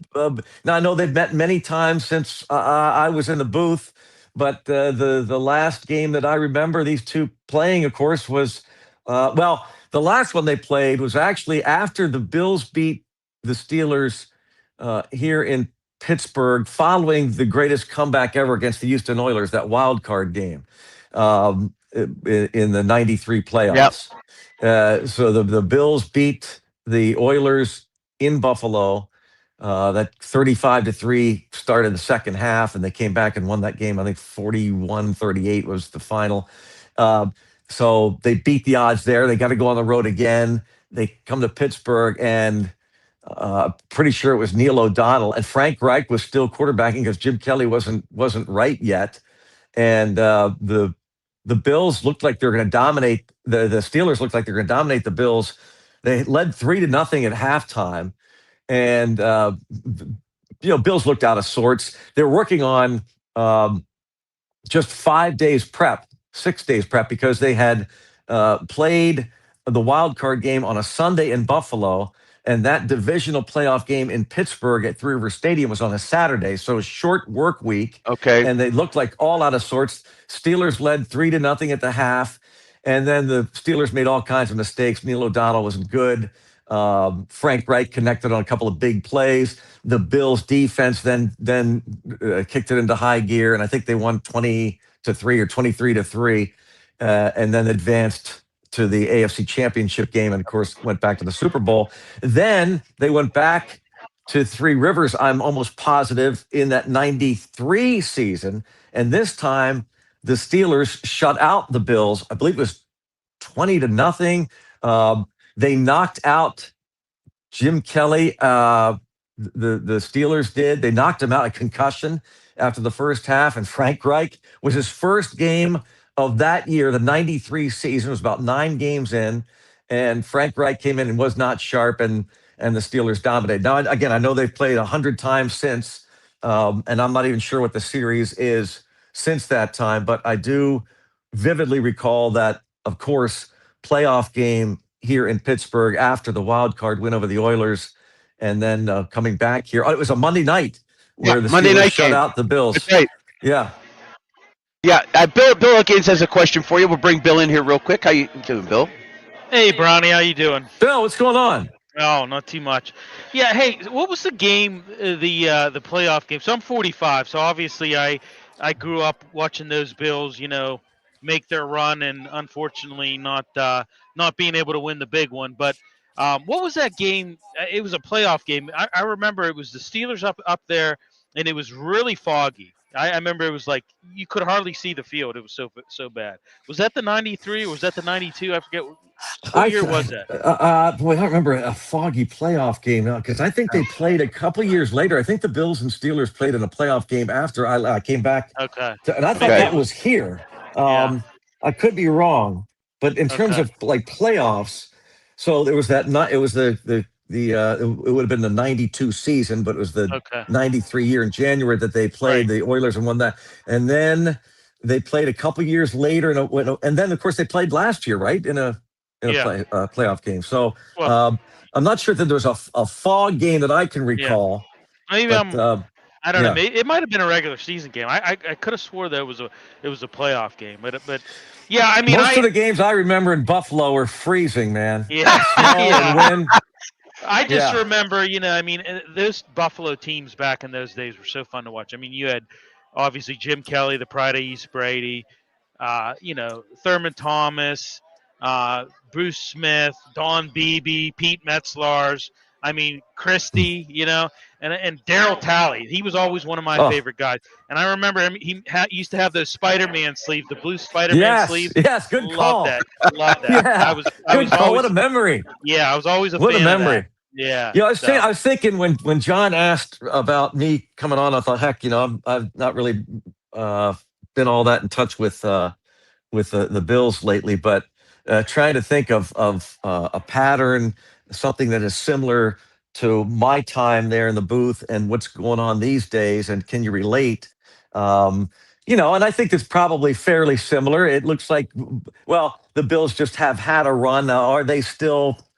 I guess you can't count anybody out with Josh Allen. Now you can't compare him as a Bills quarterback to anybody that we've seen over the years since. Obviously Jim Kelly was not a mobile quarterback. I don't know they've had anybody like him since. He's kind of an enigma to a degree. But in terms of what it's like to try and become a winner, a winning team, a winning franchise, are the Steelers close? Are the Bills, at the end of a run? Are they going to get back? When the Bills started their run, it was, that Super Bowl game, the wide right, the Scott Norwood kick against the Giants. That was their first Super Bowl game. But the previous year was when, the no-huddle offense was born. I don't know how many people talk, and I apologize. I don't listen to many of the talk shows, so you guys may talk about this all the time. I don't know. And this may be way off. But, the no-huddle offense, now some teams employ that now. I don't know if they do it on a regular basis like the Bills did. But before I got into the booth as a color guy, I was a reporter for the competing team. We earned the rights to do the play-by-play of the Bills the following year after I got there. So I got there in 1989, and I was assigned, one of my first assignments was following the baseball season that year, was to be kind of a beat guy for the Steelers. And they went to a divisional playoff game, and the Bills were terrible for a long, long time leading up to this. But I was on the sideline, and this may be old hat to you, not to me, because I think it was one of the coolest moments in my career as a, quote, reporter, or as a fan for that matter, of sports.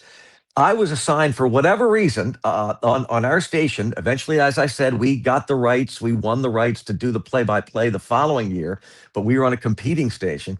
I was on the field in Cleveland, old Cleveland Stadium, when the Bills and the Browns were playing in the first round of the playoffs. And so the Bills had just now started coming to be. Jim Kelly had been a USFL guy, and they brought him into Buffalo. And so they are down 4 points to the Cleveland Browns. And I'm on the sideline toward one corner of the end zone. And the Bills are marching. It's the Browns end zone.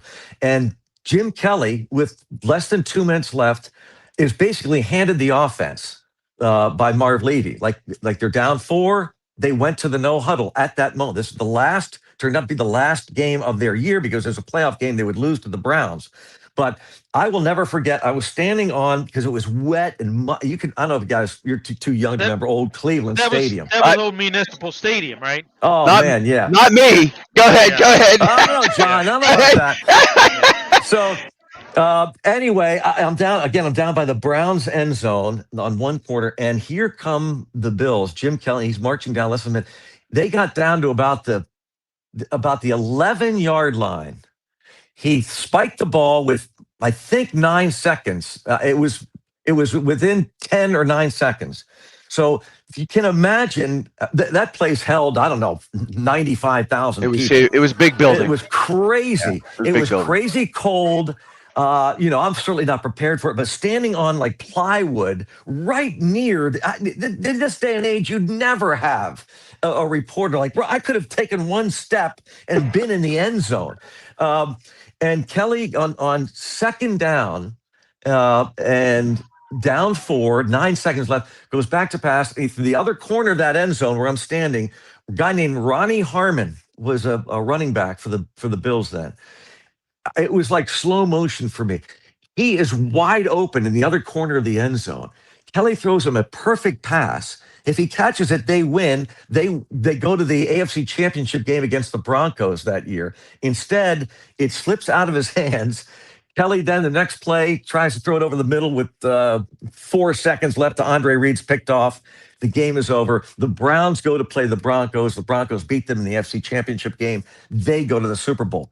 But that was the beginning of the Buffalo Bills, which is a dynasty. I mean, they may have lost 4 Super Bowls, but that was, I don't think anybody would argue that's a dynasty what they did for that stretch. But it was not the Super Bowl year against the Giants. It was the playoff game, that AFC divisional playoff game against the Cleveland Browns in Cleveland, where the no huddle offense was born, because Marv Levy took that into account and said, you know what, we're gonna do that next year, and it became a full-time offense for them.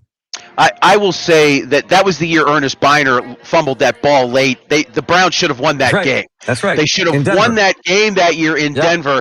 And as somebody who the fumble, they call it. Yeah, that's right.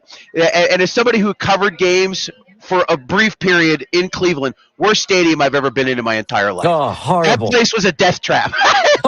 It was an absolute death trap. That was truly the dog pound. And then you take some character away. And as much as people love Acrisure and Hines, which is great, and really to a degree in the NFL, I don't know that the venue truly matters.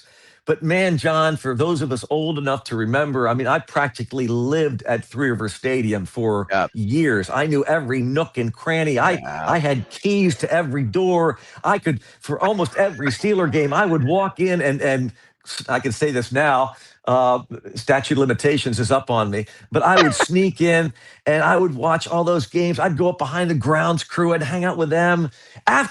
John, this is nuts. After Steeler games, I remember Monday Night Football, after the game, after the fans were clearing out, a handful of us, would go out onto the field under the lights and play touch football for like an hour. We used to play at lunchtime during the week. This is nuts. Steelers were practicing for their game on one half of the field. We would go out on the other half and play touch football. Like, nuts. That's right, because you spent 10 years in the Pirates organization. Yeah. We were in the front office. So we shared, the stadium was the Steelers and the Pirates. Yeah. And like I said, you knew every nook and cranny, knew all the Steelers people and stuff. And like I said, that in this day and age would never happen. Yeah, certainly, for sure. Greg, I can't thank you enough for coming on. It's been a real pleasure to have you on, that you give me 20 minutes of your time. You've been gracious through the years. You're such a pro. And I hate bothering you during the season. Jeez, so please. I don't mind. Honest to gosh, John, I love talking to you. And I love talking sports of any kind. It's great. No, you've been fantastic over the years, and I put a feature together on the broadcaster that was in the. He was in the Twins organization, the local Pittsburgh guy. You were kind enough to get back to me on that. I thank you for your friendship over the years. You're such an encyclopedia of knowledge. It's fun to be able to catch up with you and chat. Thanks, Greg. Well, I really appreciate the invite. And tell my old buddy, you got the Camp Hill connection, John Fenko. He'll be on in high school is going to be here. I understand, right? He's going to be jealous. He's on the post game show every week. He's fantastic. Well, when you see him, tell him he's killing me, Fenko. You're killing me. You're the best that ever lived, Greg. Right, thanks. See you, John. The best that ever lived. Greatest of all time. Thank you, Greg. See you, man. All right, Greg Brown, Pirates broadcaster, former Buffalo Bills color analyst, and all-around fantastic guy. This portion of today's show brought to you by Arch Masonry and Restoration, where they are hiring masons, bricklayers, block layers. They're hiring construction labor help. If you don't have any experience, that's okay. Arch Masonry has programs that can get your career jump-started in the building trades. 412-564-5733. Visit archmasonryinc.com to learn more. If you're checking us out on X, YouTube, or Facebook, welcome. This is Steel City Sunday. I'm John Phillips, your host. We have more coming up in the second hour of 4 hours of pregame coverage. We will be jumping on board at 12:30. At 1:30. It's weird. We haven't done a 4:25 game yet. So it was a little weird to say that. At 1:30, in about 10 minutes, 8-10 minutes, Steve Cofield's going to join us for Consig's Picks, where we talk about the betting lines. Games are in progress. Steve has been a sports talker for over 30 years in the Las Vegas market. He did syndicated radio. He does reporting work for UNLV football and basketball. He's the host of Cofield and Company on ESPN Las Vegas. He's coming up at 1:30. At 1:45, we'll do Behind Enemy Lines. Nick Sabato, who covers the Buffalo Bills for the Niagara Gazette, will be joining us on the show, so we'll talk with him. That's all coming up here in the 1 o'clock hour. Still at 2 o'clock, NFL Whip Around with our NFL insider Zig Fracassi. At 2:15, Mike Ostie in the mic drop. We'll have him. Of course, the managing editor of West Virginia Sports Now, part of the Pittsburgh Sports Now family of websites, national writer for Yardbarker, and heard on Sirius XM. We'll do another Consig's Pick segment at 2:45 with Beating the Bookie. Then in the 3 o'clock hour, Jerry DePaul is going to join us. We'll have Bills Breakdown, and we'll wrap up the show somewhere around 3:30, 3:45 p.m. As the Bills and the Steelers get ready for a 4:25 p.m. kickoff. All right, we have a couple of games in progress that are underway in the NFL. Let's give you a scoreboard update so you are aware of what is going on. San Francisco leading Cleveland 7-0 early on in that contest. Tennessee leads Jacksonville 3-0. About 4 minutes to go in the first quarter of that one. Houston and Indianapolis are underway from the heartland of America. It is the Texans 3, the Colts 0, Jets and Falcons no score. We've got the Rams and the Carolina Panthers tied at 7 apiece. Tampa Bay and Arizona no score in their contest. And in the last game that I have not mentioned, the Dolphins lead New Orleans by a score of 7-0 midway in the first quarter of that one.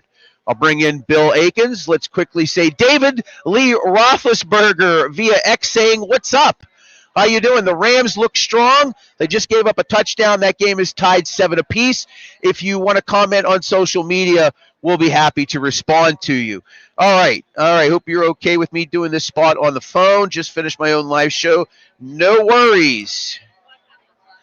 We got Steve Cofield. He does a show live on the Strip. Used to work for the radio network that I was at years ago. Had a chance to hang out with him in August. We'll be good on the phone, Steve. I appreciate you checking in. We'll get him in here in a few minutes. Bill, thoughts on today's game? We haven't really – I know you've asked some questions here. There are some of the guests. Let's get your thoughts on what you think is going to happen today. Well, I mean, I think, as I stated with Coach Haley, I think if you're able to get some pressure on Josh Allen, he was sacked 8 times against the Texans. If you're able to do that, if you're able to force turnovers as well, this team, it's an evenly matched matchup. I think you got 7-4 versus 6-5. I think this is a winnable game. I will say, having the Bills having their starting tackles out, I think is big. Both of them. So I think that's a big thing. I think if you establish a running game early and you're effective with it, I think that's I'd split the carries between Gainwell and Warren. I want to see more of Kenny Gainwell. I do too. He had a good game last week. They had 186 rushing yards against the Bears. So and this like I said before, this rushing defense of the Bills is ranked 30th. So exploit that, right? Right. And like I said, the big thing I saw with the Texans is, man, he was under duress, that being Josh Allen, all game. They harassed him all game. And I think if you can do that and, like I said, force turnovers and just be effective on offense, you don't have to set the world on fire, but just be effective on offense. Just, put some numbers up on offense. I think you can win this game. But those are big ifs, right? Those are big ifs.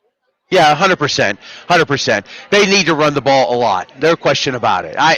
I'm very comfortable with 20 passing attempts tops from Aaron Rodgers today. If he's throwing the ball more than 20 times, they're in trouble. They want to control the ball and keep Josh Allen off the field. They have to keep him off the field as much as possible.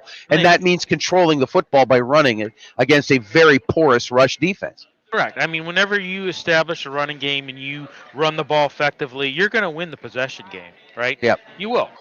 I'm worried about this injury to Aaron Rodgers. I know they say he's okay. There's no worry, but I don't know, man. This is, I know it's on his non-throwing hand, but, what I'm worried about, John, is the potential for re-injury. He gets sacked or something like that. Don't forget, he injured this bracing himself, getting hit, right? I'm worried about that. I'm worried about a re-injury, Right. Well, no, that's fair. A re-injury is, right. Tomlin can't live in your fears. I get it, but this is this guy is, yes, he has been a little bit up and down and a little bit inconsistent, but I think he gives you the best chance to win. I do. So. I agree. I don't think that's a stretch. Even at 41, soon to be 42. It turned 42 this week. But again, a 9-8 season and missing the playoffs or making the playoffs and getting blown out is just it's in the horizon here. As David Playchrome checks in via YouTube, he says every game is winnable as long as you play winning football, and it helps not to be out coached. And I agree. Last week they were out coached by Ben Johnson. Yeah. They really were, right? Ben Johnson had a great game plan for the Steelers last week. Right. So I agree. Don't get out coached. Don't get out coached. And I think, Paul made a good point earlier.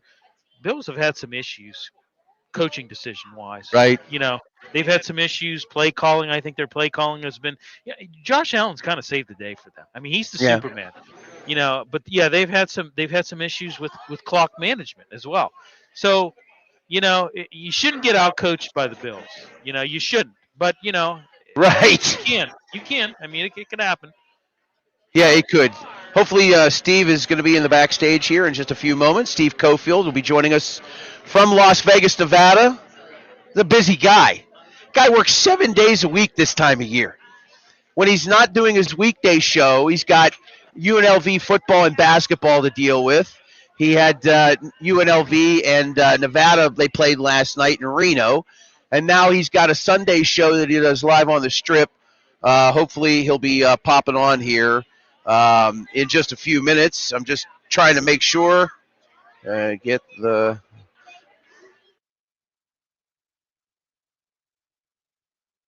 Sorry, we wear many hats here. Producing, writing, directing, hosting, all of that fun stuff. Sales. I guess I do the internal audit for the IRS when they come and look at my books as well.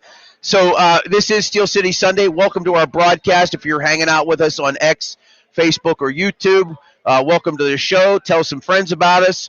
Nice little crowd on X right now hanging out and talking about the Steelers and the Bills as we get ready. And again, on all the social media sites right there at Steel City Sunday, YouTube, Facebook, Instagram, X, and TikTok. Boy, the TikTok videos have gotten real popular. I'm not a big social media guy. I understand what its place is, and I've started putting shorter videos out, and they're just starting to take off over there, which is nice. It's nice to get the content that we're trying to produce like everybody else is. But again, there's only a handful of pregame shows. You only get a handful of Steeler pregame shows. We're hoping that you're liking ours and that you'll make it a part of your regular routine when the black and gold plays. And I will tell you for 2026, we're going to have more content. We are working on other shows for baseball and for possibly hockey. Just keep with us, folks. We will continue to provide you Steelers coverage even through the off season, but we've got more shows we're platforming as well. We've started broadcasting Bill's show, the Pittsburgh Sports Desk, on it's normally Wednesdays. Are we Wednesday this week? We're Wednesday this week. I've been chipping in on that. I will say I appreciate you having me fill in for Ed while he's out. It's been fun to talk sports again, not just Steelers related. And having done it for so many years, there is always something to say about something. I would love to talk about Lane Kiffin. I'll tell you that right now. That guy bothers me. Make a decision already, right? It's just not even that. It's just college football is such a disaster right now. It is. It is such a disaster, an unmitigated disaster, not just with the coaches. Things have gotten really worse with the coaches, but the NIL has completely destroyed the player end of things. And I'm happy kids are getting paid, but the money that they're getting is just astronomical. Wow. And now they've got agents and people representing them while they're playing to try and get better deals because the portal will open up and allow them to just go somewhere else. Well, it's a mess. I've said it before. They need to have some kind of contract that these guys sign. I mean that'll help mitigate some of this stuff, I think. But yeah, it's a disaster. I agree. It's a disaster. And it's hard coaching these days. It's hard being a college coach. I can see why Nick Saban decided to leave, and he's he just doesn't want to deal with this NIL. Guys like Dabo Swinney as well. They haven't. He's another guy who hasn't really conformed to this whole NIL stuff. He just kind of wants to ignore it and hope it goes away. It's not going away, folks. It's here to stay. Yeah, it is. Unfortunately for the NCAA, they just didn't think any of this through. None of this was through. There's Ed checking in via Facebook. Lane is meeting with his team now and is expected to sign with LSU today.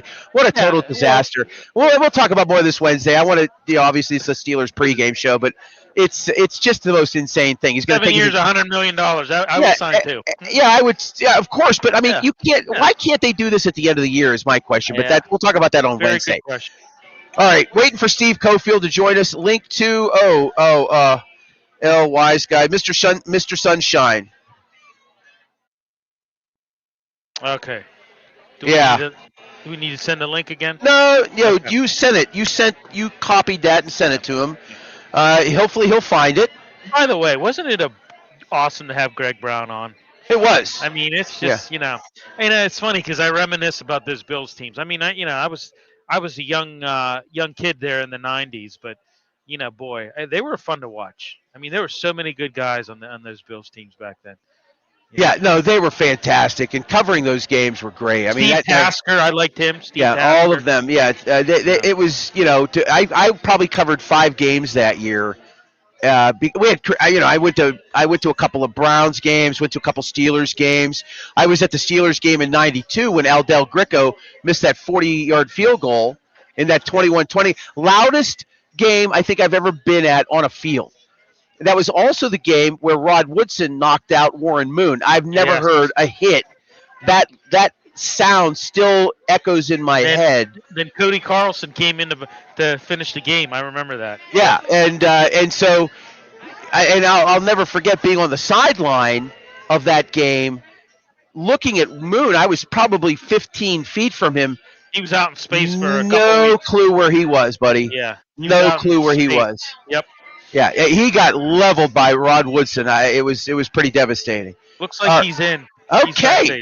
Steve Cofield going to be joining us live from Las Vegas, host of Cofield and Company, UNLV sideline reporter for football and basketball, does a live show on Sundays in Las Vegas on the Strip, 30-plus years in the sports talk business. We are pleased to be joined by Steve Cofield live from Las Vegas. He's putting his earbuds in. We're going to get him on here in just a second.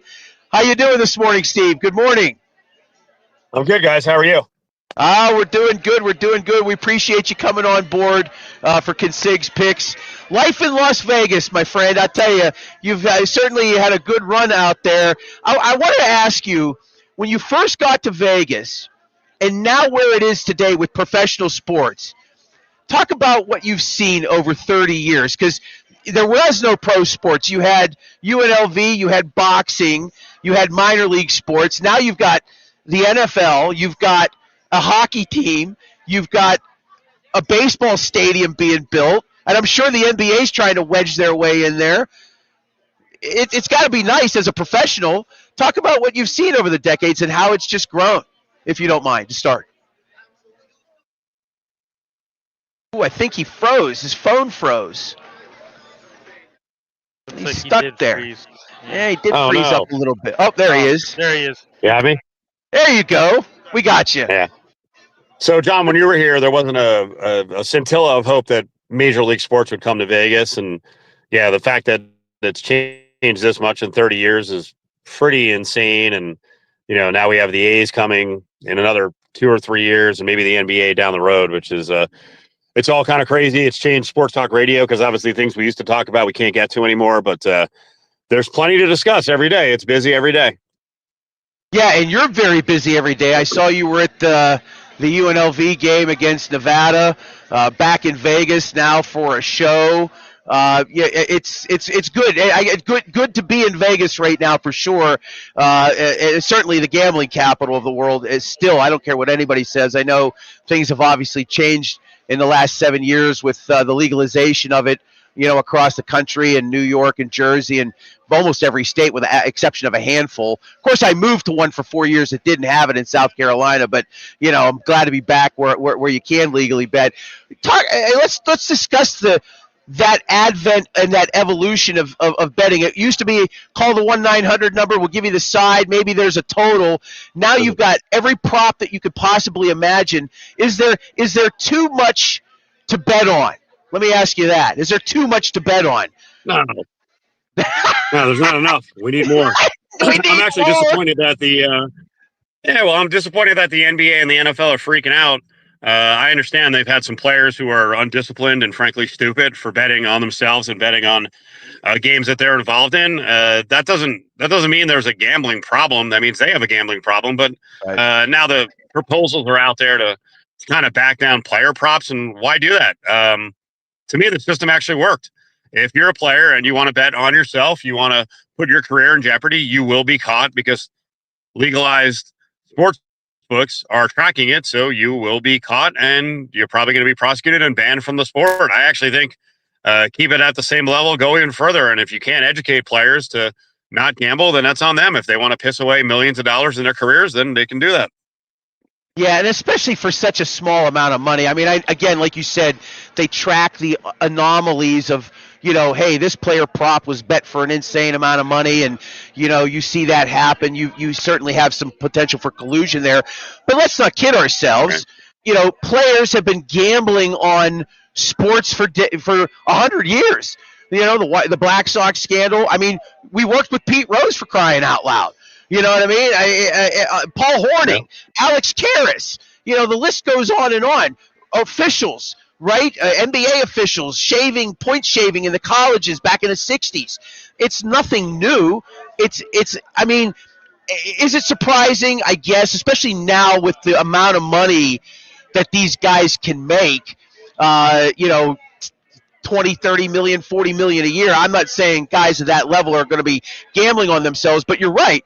If somebody wants to throw away a career where they could make 50, 60 million just to get a couple $100,000 or 20,000 in cash put in their hands, makes no sense. And yeah, they're going to suffer the consequences for it for sure. So, and it goes to me, the stronger legalization and more regulations around sports gambling is only going to help the integrity of sports. And frankly, the leagues need to look within to fix themselves and not point a finger at legalized sports wagering. I don't disagree with that at all. Steve Cofield, 30-year plus sports talk veteran from Las Vegas, Nevada, joining us. What of the props?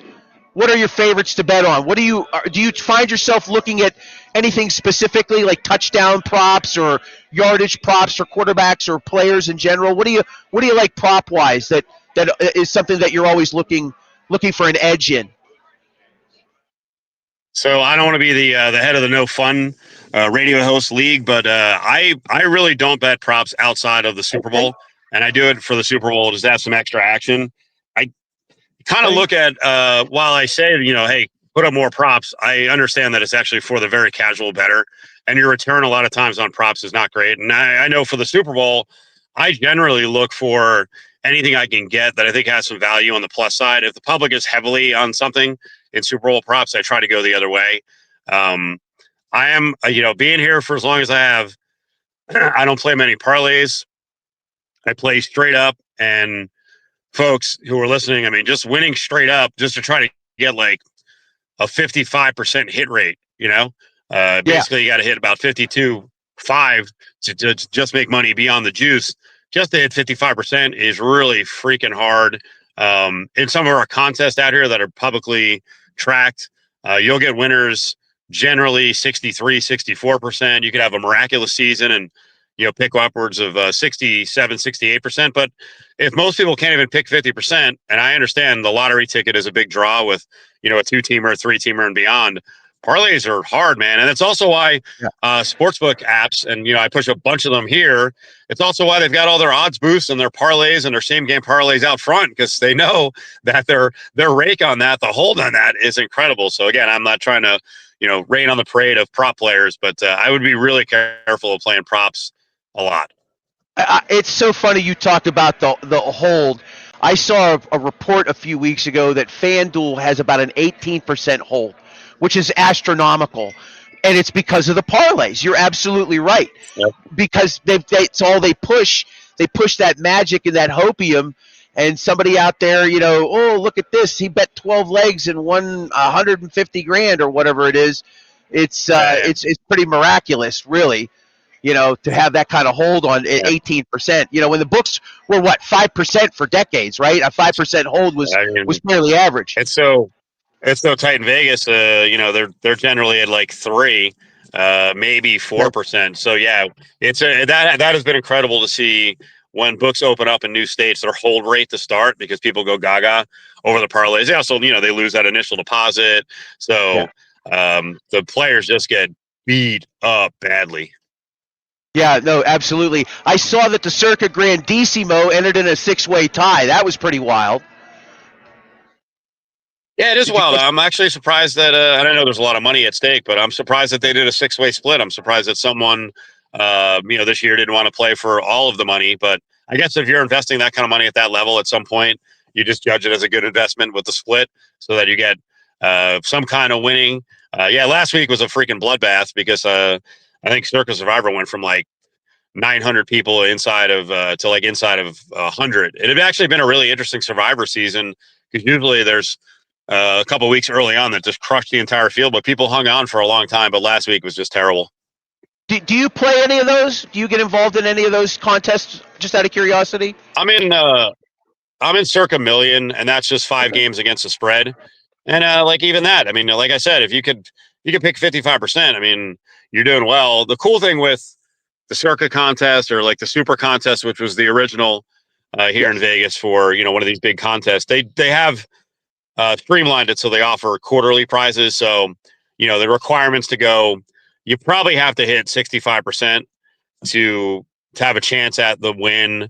I don't know, 62, 63% to be in the field where you're going to get some kind of money. The cool thing they introduced were quarterly prizes, so you can actually get hot for 4 weeks and maybe pull away a quarterly prize. But the positive of those is that the pot has gotten gigantic. I mean, the Survivor pot was just ridiculous this year. But the negative, just like the poker world, I respect the guys who won the World Series of Poker, say in the 80s, but when the field is hundreds of people versus the World Series of Poker that started getting pushed to 6 and 7 and 8,000. I mean, it just gets harder and harder to win. And when you have thousands and thousands of people in these picks contests, it gets difficult. Imagine what happens when some of the laws, about betting across state lines, gets knocked down eventually, and you have these national contests with hundreds of thousands of people. Imagine it's going to be like a freaking Powerball lottery prize, but with football picks throughout the football season. One last thing before I let you go. Is there anything on the 4 o'clock slate that you like sidewise? Bills and Steelers, maybe, perhaps. I know, right? I am going to take the Steelers. I don't like the way the Bills have played on the road. I don't like the way the Bills are taking care of the ball. Rodgers is back, right? Or are we going to wait until game time to make a decision on that? He got announced on Friday. He was a full participant. Okay, good. He'll be starting on Sunday. He'll be starting in a few hours. So I'll take the Steelers +3 if they can get that screen game going and maybe get a couple of turnovers. I just don't think the Bills are, much above a 500 team right now the way they're playing. Steve Cofield, live from Las Vegas, Nevada. You can check him out on X. He's also on Instagram and TikTok. Steve, thank you so much for giving me a few minutes of your time. Really do appreciate it, sir. Anytime, John. Thank you. Yes, sir. Steve Cofield, Cofield & Company, ESPN Las Vegas, UNLV broadcasts, Sunday gambling show, man about town in a great city. We are going to have Nick Sabato shortly. I think he's close to standing. Did you say Jerry DePaul is backstage? Jerry must not read the text messages, the emails. Bring Jerry on. He may not be able to do 3 o'clock. I don't know. There's Jerry DePaula. How you doing, Jerry? I think he's getting set up now. How you doing, Jerry? Nope, can't hear me. Tell Jerry 3 o'clock. Send him a text, please. And let him know 3 p.m. I let Bill Sabato know. He's just getting parked. So he covers the Bills for the Niagara Gazette. He's going to join us for Behind Enemy Lines in just a few minutes. In the meantime, we'll get Jerry on for 3 o'clock hour, and we'll take him at that point in time. This is Steel City Sunday. I'm John Phillips. Don't forget, we are brought to you in part by Arch Masonry and Restoration. They are looking for block layers, brick layers, concrete finishers. They're looking for labor help. No experience, no problem. They have programs that can help you get a jump start into a building trades career where you learn on the job. 412-564-5733 or archmasonryinc.com to learn more. Arch Masonry Inc. has been joining us for the entire season. We're very happy to have them on as a sponsor. Let's go to our next guest. That's what we do here, guests who know things more than I. That's for sure. And this guy knows a lot about the Buffalo Bills. Why? Because the Niagara Gazette pays him to cover the team. We are pleased to be joined. It's the big build-up, Nick. It's the big build-up. You know what I'm saying? I try to do my best to make sure everybody sounds good. And I got a chance to read a little bit about some of your stuff online. Nick Sabato, who covers the Bills for the Niagara Gazette, joining us on Behind Enemy Lines. Thanks for coming on board. How was the drive down from Western New York, sir? A little wet, but we survived, so that's good. That 90 stretch is always a joy. Yeah. As soon as you hit the PA line. Yeah, I used to live in Edinburgh, Pennsylvania, and I worked in Erie early in my career, so I'd be up in Buffalo quite a bit for Bills games, Sabres games, things like that. That drive was always something, especially between December and March. It was always like, what have I done with my life choices in my early 20s? You know, before you know it, there's like a foot of snow, and you're like, wow, how did I end up here? You know, but that's part of the life on living on Lake Erie, I suppose. Okay, so you've been covering this team now for a little while. Let's talk about your thoughts on the current roster, the 2025 Buffalo Bills. What are your thoughts so far as they sit at 7-4? I mean, I think they are as good as any contender in the league. They're a little banged up, but you look at all their losses. It took a lot to beat them, but teams did a lot to beat them. So they got to figure out how to solve that a little bit moving forward here. But I mean, the position they're in, they need to stack some wins here, and it needs to start today. Otherwise, things are going to get a little dicey for them. Now, both these defenses have had their issues, obviously, right? Buffalo's run defense, I think, is 30th in the league. They give up a lot of yards on the ground. The Steelers have given up 30 points in 5 of 11 games this year. One more, and that'll tie the most that Mike Tomlin team has ever had in terms of, given the fact that this defense is about 160, 170 million spent on it, the return on investment has been in the negative, to say the very least. What do you expect from the Steelers today, given that Aaron Rodgers, coming off of the injury from a few weeks ago, they sat him last week in the hopes that, starting, Mason Rudolph would, lead to a win. It did not. Now they get Aaron back with a cast on. What do you think the Steelers are going to try to do? Do you expect them to try to run the ball at least 30 times today? I mean, is that the method of operation against the Bills to be successful? Well, it depends on, can Aaron Rodgers take snaps under center?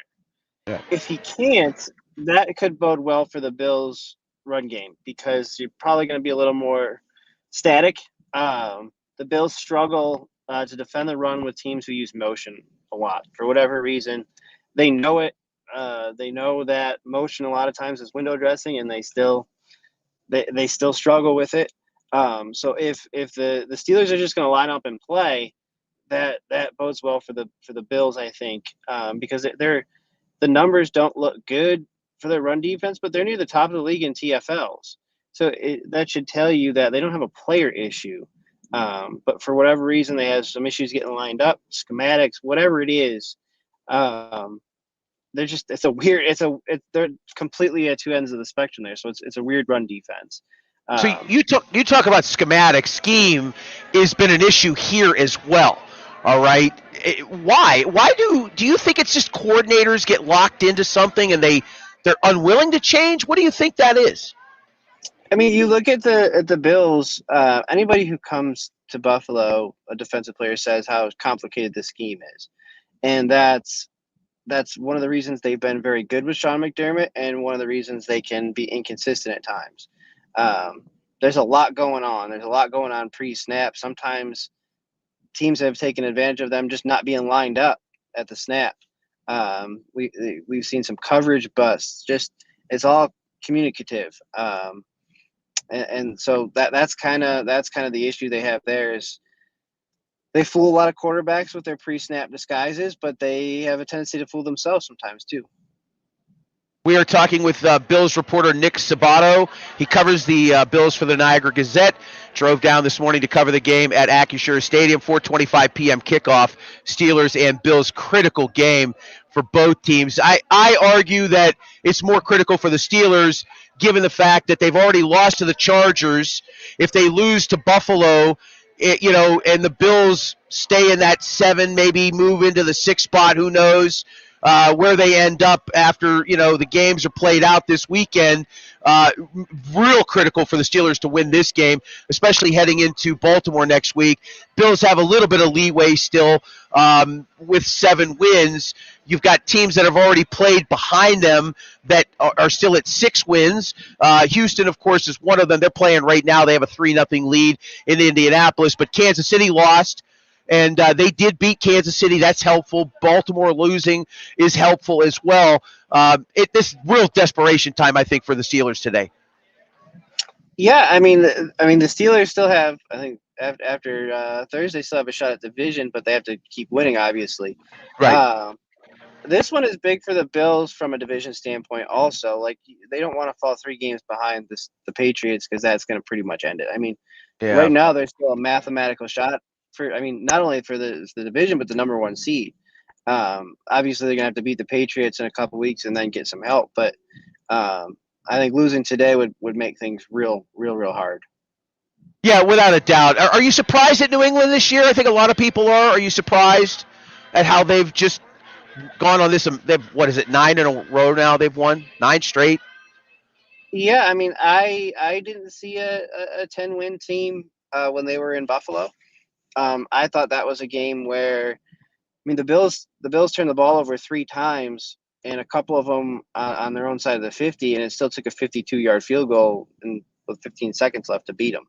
I thought there were moments where I think if the team that I saw, I think if the Patriots had turned the ball over 3 times, the Bills would have run away with it. It's a long time ago though, and they just keep winning. You have to respect that. Yeah, absolutely. You absolutely do. A couple more minutes with Nick Sabato. He covers the Bills for the Niagara Gazette. This is our Behind Enemy Lines segment where we bring somebody in from the opposing side of things to give us some more perspective. James Cook having an amazing year. He's already over 1,000 yards.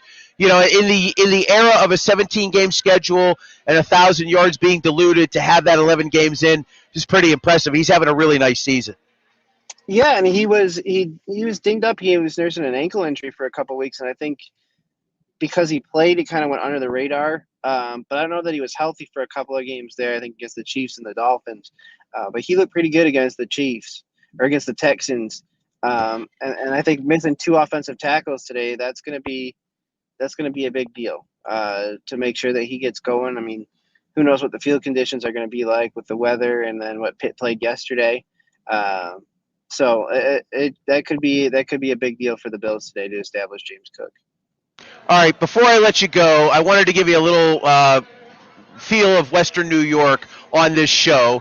One of our regulars on this broadcast who covers the NFL for us, a Western New York guy himself. We want to bring Zig Fracassi in here real quick, just because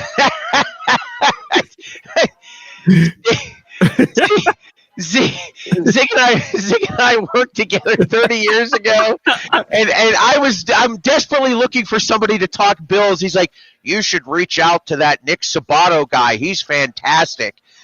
And I'm like, okay, sure, why not? And you were great. You were like, responded right away, and that's why Zig's the man, Nick. Oh, Zig's not from Western New York. He's from the Falls. There's a difference. Oh, wait a minute now. Because they're going to start arguing about who's got better wings next, I'm assuming, right? Or where you get your beef on Weck, right? Hey, that's right. That's right. It's Honey. It used to be Honey's Pizzeria or Sammy's, but that's foreign compared to Buffalo and Cheektowaga and everything. What's going on, Sabato? Well, in a couple of weeks when the Jets come, Dan Laberfeld is going to be disappointed that they haven't built Zig's statue in the Falls yet. That's true. They still haven't built that damn thing. So, all right, hey, Nick. Before I let you go, and I appreciate you coming on board. You're such a great sport. Prediction on today's game, please. I have the Bills 29-25. I think Josh Allen took one on the chin last week, and I think he's going to be itching one way or another to get one back here. I agree with you. I know the Steelers lost, and they're just this team that's just like 1 week you just don't know week to week. It didn't help them that Buffalo lost last week. That's what I feel. I feel that your prediction is, and by the way, that could be a scoregami 29-25. That in and of itself could be the story. Nick, thank you so much for joining us. I appreciate your time. Enjoy Acrisure and today's game. Thank you. All right, thank you. Anytime. All right, Nick Sabato, Niagara Gazette for our Behind Enemy Lines segment. Zig Fracassi of SiriusXM's NFL Radio for our NFL Whip Around. Good afternoon, sir. How you doing there, JP? Isn't Nick a very talented young man? Does a terrific job covering that team for the Niagara Gazette. Yeah, no, solid. Just knows his stuff, and just was really nice. I drove down this morning Good timing with a 4:25 kick, nice early leave. But I've made those trips from Buffalo to Pittsburgh all too many times when I would go to Canada. And as I was telling him, this time of year, Interstate 90, it could be okay, and then it could be all hell's breaking loose. Just hugging that Lake Erie. You just never know when 3 feet of lake effect snow is just going to come sneaking up on you. Oh, I know that, man. I've done that drive several times myself. And it's just, you get past that southern tier there, and you're thinking, all right, maybe I dodged it, and then you get like 10 feet of snow in front of you after. So let's talk about the early slate here. Not a great early slate. Houston and Indianapolis, seemingly the best game right now, although the Rams and Carolina are in an entertaining contest as they approach halftime. So far, Zig, we're 6 weeks out now from the end of the regular season. Right. Who's the best team in this league right now, in your opinion? Very good question. I would say at this point, and they're in a dogfight today, the Rams. And how about this, JP? Matthew Stafford hadn't thrown an interception in 10 weeks. He threw 2 in the first quarter. In fact, one got returned for a pick-6 touchdown by the Panthers, but then they come right back to tie it, the second score of the day, to Devontae Adams. To me, they have a perfect mix of veterans, younger players, and, of course, Aaron Donald, the great Pitt product and all that. People thought that defense would fall off the face of the earth. It has not. Stafford's dialed in, and I think JP's got to be considered the favorite for the MVP at this point. So through week 12 or 13 now that we're into the NFL, my humble 2 cents, I think it's the Rams. They're the most complete team to me. So I would say L.A. Yeah, they have. They certainly have looked pretty good, and of course they defeated Seattle last week, and those teams are fighting it out in the NFC West. Bill Aiken's going to jump in here for a few moments. Go ahead, Bill. Hey, Zig. No, I agree. Rams are. I mean, they're the team so far. But what about this? This back injury. Did this thing just magically heal for him, or? Yeah. I can remember at the start of the season, they're like, "Oh, this is going to be bad. This is really going to hamper him." It's the type of injury, the type of back. I mean, a back injury is never good as it is, but the type of injury they were saying, "Oh, this is going to be tough for him to bounce back from." And it's just like, wow. I don't know. They must have. Very good doctors out there in LA. That's all I got to say. Yeah, or the California water or whatever it is. And also, Bill, let's not forget, too, that I know was doing a bunch of off-season shows, and it was brought up more than once. Yep. What do the Rams do with the quarterback situation? Because Stafford is 37 years old, as you mentioned so very well, off that back injury. And obviously they have Garoppolo in, who's got starting experience. Some thought that maybe Jimmy G may be the heir apparent, and he might still be, but they got the contract resolved, and as you talked about with the back, apparently now it's not an issue at all. So it's been a very good time for Matthew Stafford, and who knows, maybe he's getting near the end like his buddy Clayton Kershaw did, and maybe goes out with a championship like his buddy did with the Dodgers. Yeah. Very possible. All right, quick scoreboard here for you. San Francisco leads Cleveland 7-0 as they approach the 2-minute warning. Jacksonville leading Tennessee 15-3. Indianapolis 6-3 over Houston. These are all second quarter scores. Jets lead Atlanta 7-0. Rams and Carolina, most entertaining game of the day so far for sure. Panthers lead 17-14, 5 minutes to go, second quarter in that one.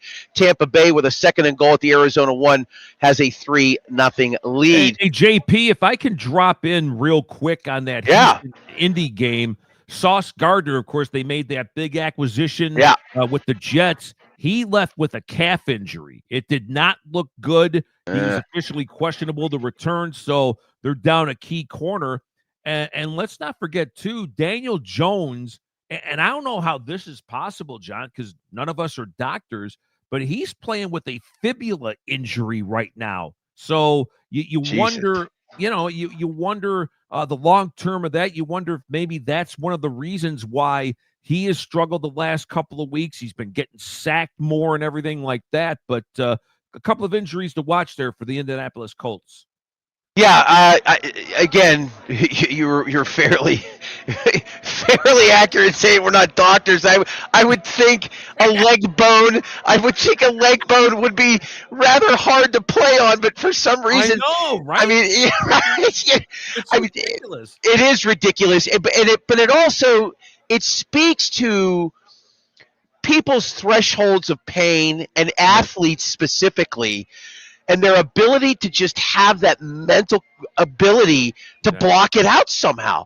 And I'm not saying that they're not going into the blue tent to get a little, fix me up, right? And that happens all too often, unfortunately. But it's the price they pay. But it's why they're the best athletes in the world, right? I mean, really. I mean, I look at it as football players and hockey players are probably the best athletes in the world, right? Just mentally, or they're different human beings because of the punishment, right? Baseball and basketball, nowhere close. Yeah, okay, they're physical, they run around, and in the NBA, they're up and down the court, all well and good. These guys and their ability to just push through pain really is monumental. Two quick observations there. One, it's got to be an injury where he can play through it. So I'm sure the good doctors there with the Colts wouldn't really risk further injury there. And to that point, JP, you mentioned hockey. Just a brief thing that came to mind the other day. Kyle Palmieri's been a long-time forward with the Devils, now with the Islanders. He tore his ACL in a game the other day. But what happened was he's in the corner. He's limping noticeably, but he skates around, passes the puck before he gets to the bench. Islanders score a goal. So talk about a guy going out in grand style with a torn ACL. He sets up a goal. I mean, that's legendary, for goodness sakes.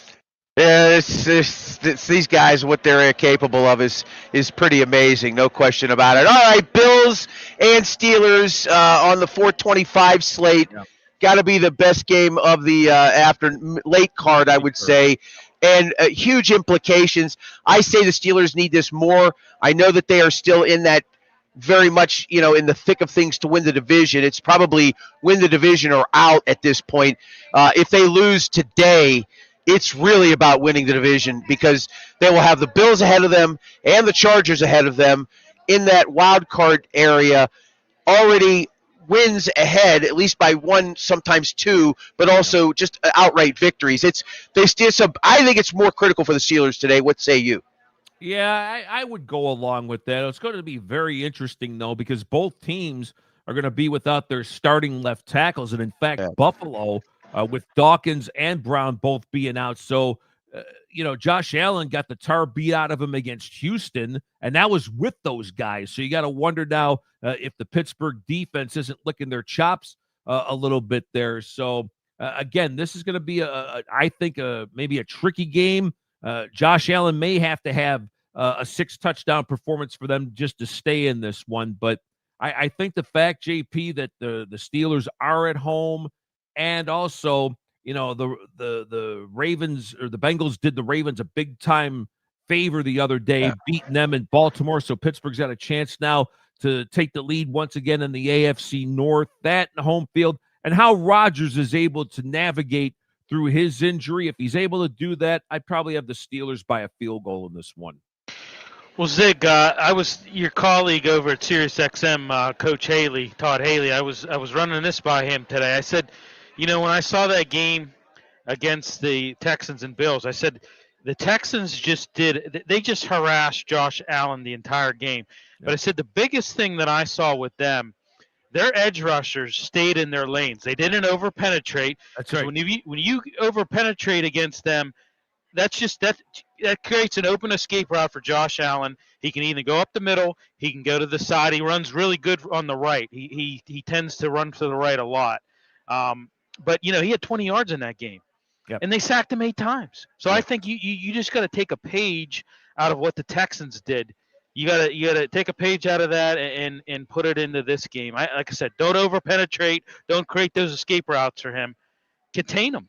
Now, in fairness, Bill, the Steelers, they don't have Will Anderson Jr. right, and Danielle Hunter, but still, you know, I think there's something to be said about that. And I also remember in that game, Texans didn't do a whole lot of blitzing. They didn't need to. So we'll see how the Bills navigate that again with both their starting tackles gone. And great minds think alike, because Coach Haley said the exact same thing. He said Texans are a lot faster. It's a different defense. It's a different, and I get it. But like I said, I think you got to kind of, take that kind of. You got to take what they did, and I would say maybe a little. I'd say too high safety too. Do some too high safety shells. There you go. I love it. Bill Aiken's defensive coordinator here. I love this. Somebody's got to step in at this point with this defense. I mean, it's Zig. 3rd and goal at their own 2-yard line against the best rushing offense in the NFC, and they ran a nickel package with 2 down linemen. I know. That was bizarre, wasn't it? What are we even talking about? And then Tuesday at the presser, Tomlin gets pressed on it, and he's like, "Oh, I'm not going to talk about our schematics. Today. I'm not going to discuss that." I like the detail of the question, but I'm not going to talk about it. That was Brooke Pryor that asked that, right? No, it was Chris Carter from the Post-Gazette. Okay, yeah, that's right. Just, you know what I mean? Like, I again.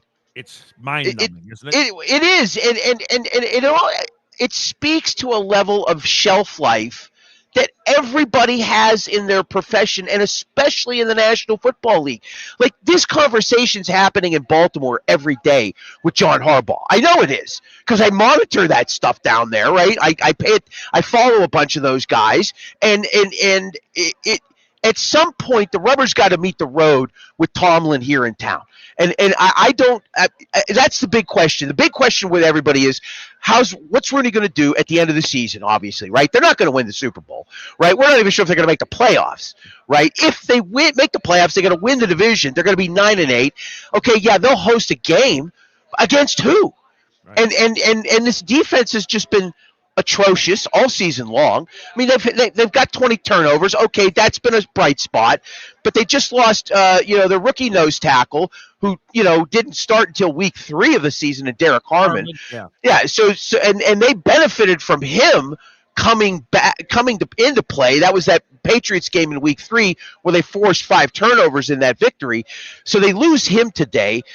Okay, at some point, how do you just not scrap the whole thing? Right? It just becomes this. It's like what was the movie? It's like Groundhog Day. Yeah. It's like Groundhog Day over and over again.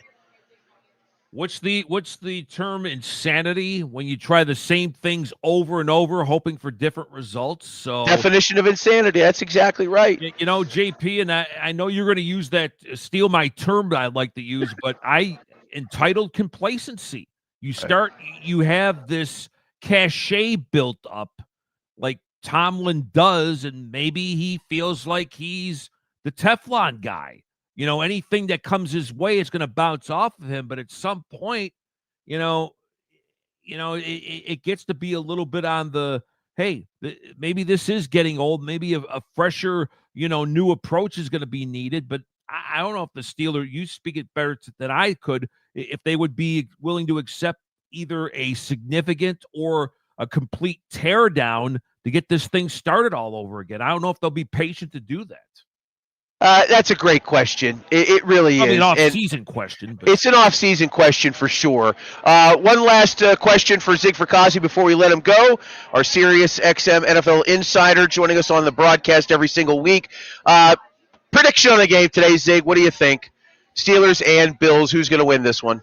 Again, I think this is going to be a tight affair. Allen might have to literally be a Superman without his, 2 starting tackles in that one. That concerns me quite a bit. Kincaid may not be 100% going into this one either. So, and of course, if the Steelers with Warren and obviously Gainwell, Buffalo's defense has been a sieve, especially against the run this year. I think the Steelers try to do that. Maybe they take a little pressure off Aaron. And like I mentioned earlier, because the fact now they can reclaim the top spot in the North after the Bengals win Thursday night, I'd probably have the Steelers winning this one like 30-27, somewhere in that area.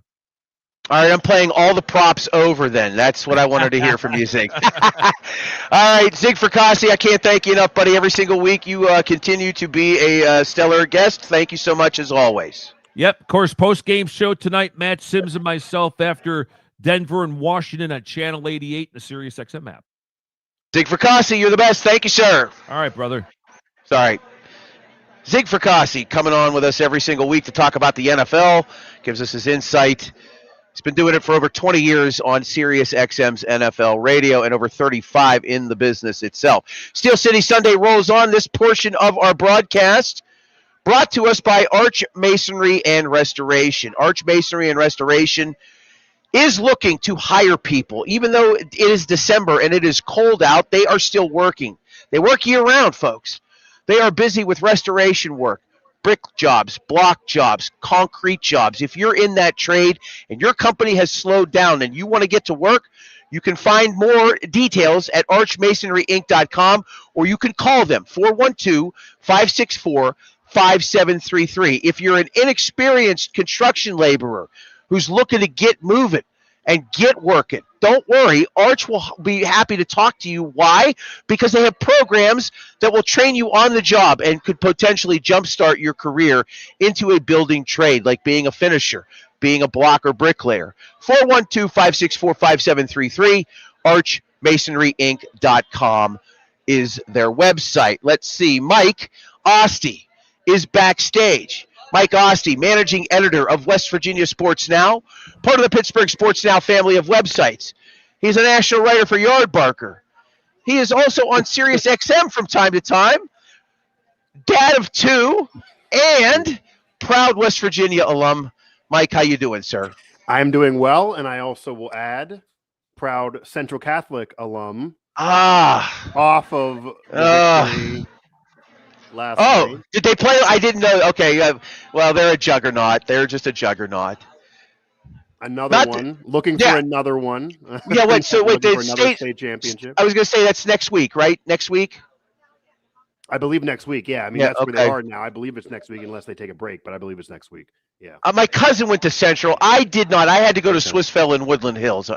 So there you go. I grew up in the Woodland Hills area with a lot of friends that went there, and growing up, they thought they were the top dog, but since then, it is totally flipped around, and Central Catholic actually another convincing playoff victory, 32-14, running all over Harrisburg. So looking for another state championship, another Whippeal Crown's already in the books. It's old hat at this point. Old hat at this point, indeed.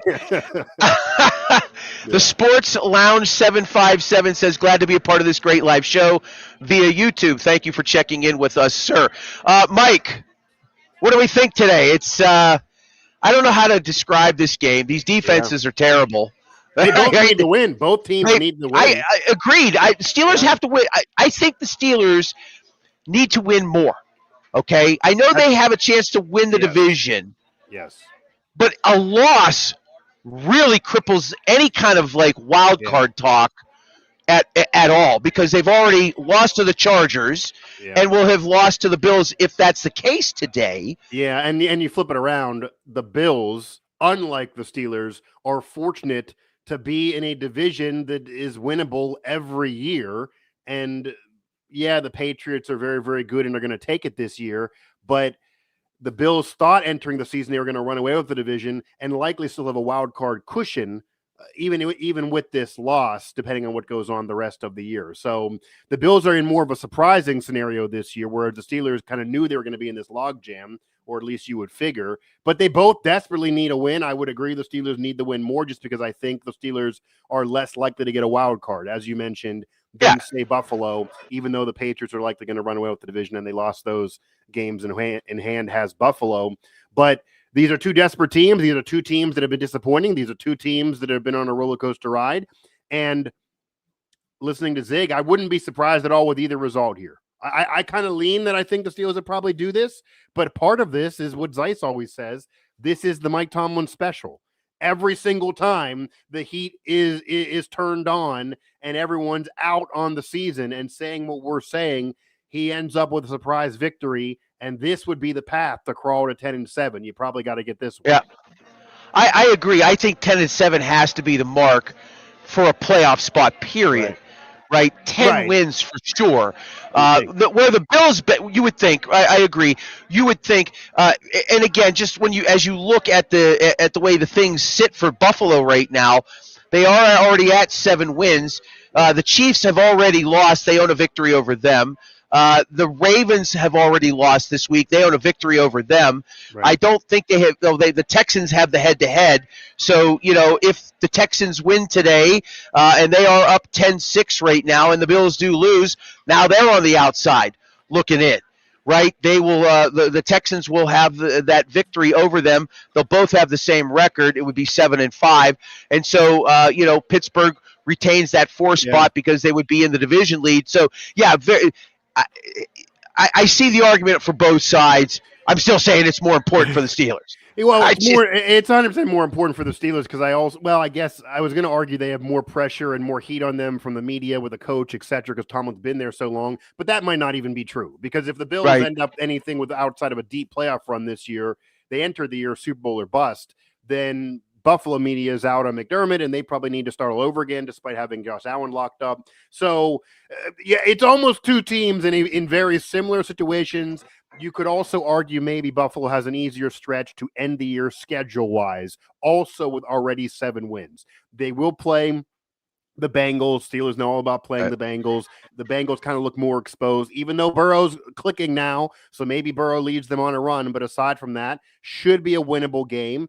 They have the game against the Patriots, probably a loss, but who knows? Is New England going to sweep them? Browns should be a win. Eagles have been vulnerable, and then the Jets should be a win. At minimum, Buffalo should probably get 2 more wins, and if one of those other games they would flip, then they got 10 wins. So it almost seems like these 2 teams are in a fight to get 10 wins. And the Steelers' 10 wins could maybe win them a division, whereas Buffalo's 10 wins would still not win the division. It would leave them as a wild card, but it's very unlikely that anyone who does not win the North is getting in the playoffs as a wild card right now. No. Right now, as I'm looking at the division standings right now, you're probably going to get 2 out of the East. You'll probably get 2 out of the South, and you'll probably get at least 2 out of the West. The way things stand right now, that's the way I would think it's going to play out. The only chance is if the Bengals go undefeated the rest of the way, and then somehow they would crawl in. Either the Steelers, they leapfrog the Steelers, end up with the division title, or they somehow end up with a really down AFC. Buffalo loses some games, and they end up as a wild card, and Pittsburgh wins the division. That would be wild. You have to remember, it seems very crazy and unlikely that the Bengals would even be part of this. I wrote about this after the game on Thursday, and people kept replying, they're 4-8. John, they were 4-8 at this exact point a year ago, and they were in the race until the final day of the season. So it sounds insane, but if they win out, they're probably in the conversation, and they probably would lose by maybe 1 game. And if they would have swept the Steelers, they'd probably be in. So again, this game is important because you could argue that if Steelers lose this, they're out of the conversation a little bit, unless something else happens around them. They need to freaking get some wins. The NFC loss isn't that big of a deal, even though the fans hate it. But this is a conference loss. If you would lose, it would be a conference loss. Yeah. You got to get it. Yeah, and again, it would be at home and against somebody who you would be chasing and essentially has a 3-game lead, right? They would have 8 wins. The Steelers would have 6. It's a 3-game lead because they own the tiebreaker. Yeah, that would be 5 wild. games to go. You would be kissing that goodbye. And again, the only path would still be the AFC North winning the division. And you'd have to be relying on Joe Burrow does not make a run, the Ravens stay collapsing, and the Browns stay a mess. And the funny thing is, people did bring this up, that the Steelers, it would almost be fitting for the Steelers to win the division going 9-8, or for Tomlin even to lose and end up losing his winning streak of winning seasons, end up with a losing season for the first time, but somehow still win the division, because this division is, in all honesty, flat out bad. I mean, the North is just a bad division. They could win this division with under 10 wins if things break right. I think it was Chris Muller that tweeted watch Tomlin win the division at 8-9 and go on to win the Super Bowl, right? That would be. I mean, that would be Tomlin. Perfect. It would be the irony of ironies, is what it would be, and that really would be ironic. I saw Mark Caboli put that out too, but yeah. Okay, yeah. So that would be some really voodoo magic type of karma, I would think. Mike Ossie, our special guest here every week with the mic drop. Of course, national writer for Yard Barker. He, of course, managing editor for West Virginia Sports Now, part of the Pittsburgh Sports Now family of websites. And speaking of the Bengals, and you talked about them winning out. They have to go to Buffalo next week. Right. It's a 1:00 game.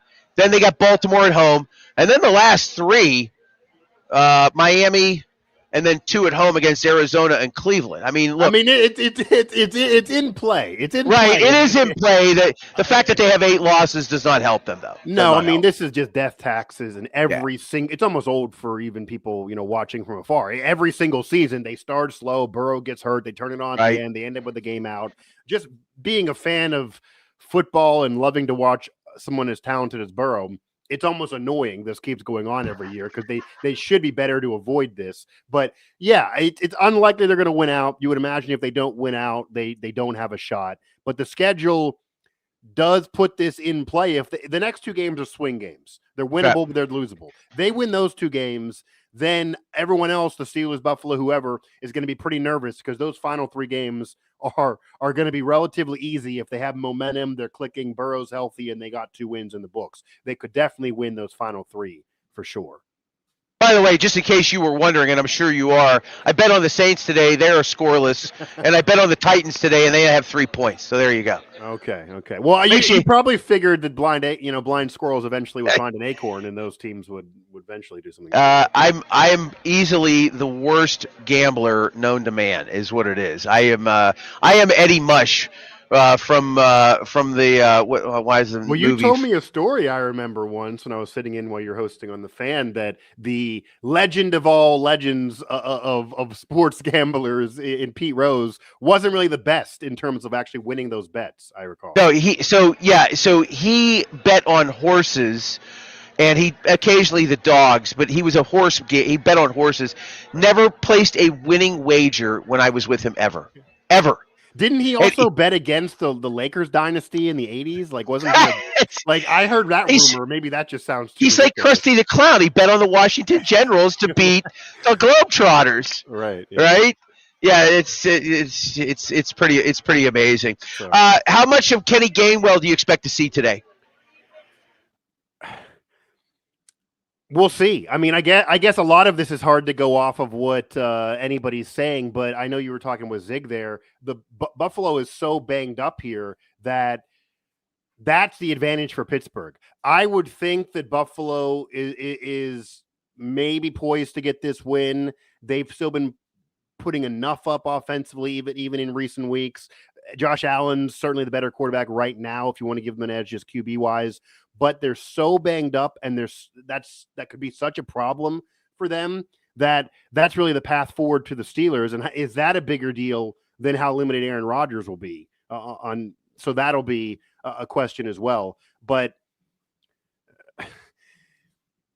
to be out lineman and have Allen have even more on him, John, will be really interesting because he's also starting to show some frustration, it appears, on what he's been dealing with in recent weeks as their season, again, kind of goes downhill.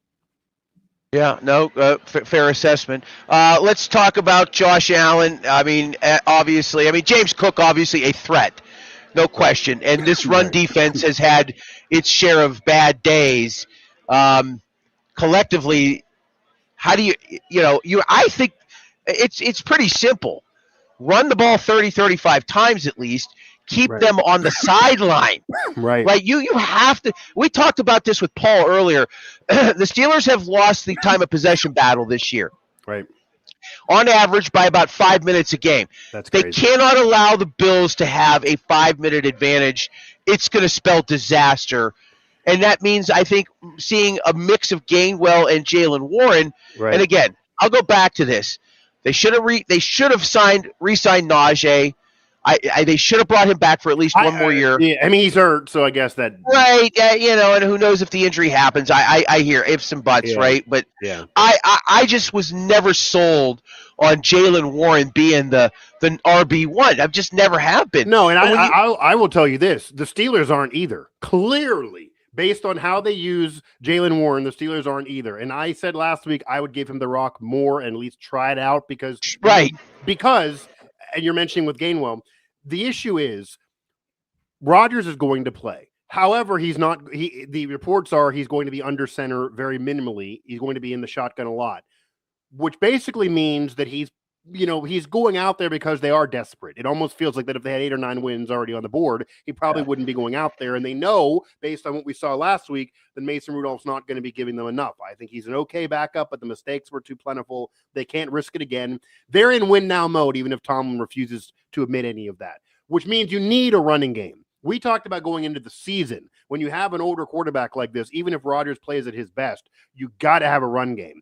Yeah, you let Najee Harris walk, and it goes back to the old Pittsburgh media debate on do you draft him in the first round, because it was unlikely to keep him after the first contract, and they didn't. And they didn't have anyone to replace him. They don't love Warren enough to be a featured back, yet he was there pretty much cast into the role, but they wouldn't give him the rock enough. Do you give Gainwell the rock? How do you disperse the rock? I'd imagine Gainwell got to play and got to get enough carries, no matter what anybody says, because Aaron Rodgers is limited and because Aaron Rodgers is going to likely be in the shotgun so much. And he's also not going to throw 35, 40 passes if you want to win. So the recipe of all that together is you have to establish yourself on the ground. And it could be as simple as this, John. If you see early on in this game, the Steelers are struggling to maintain any success on the ground, regardless of who's touching the rock, they're probably dead in the water. Because, again, Aaron Rodgers is not going to throw 40 times and lead you to a victory when he's less than 100% in this situation. Maybe he does, but it's hard to bet on it, whether he's in the shotgun or not.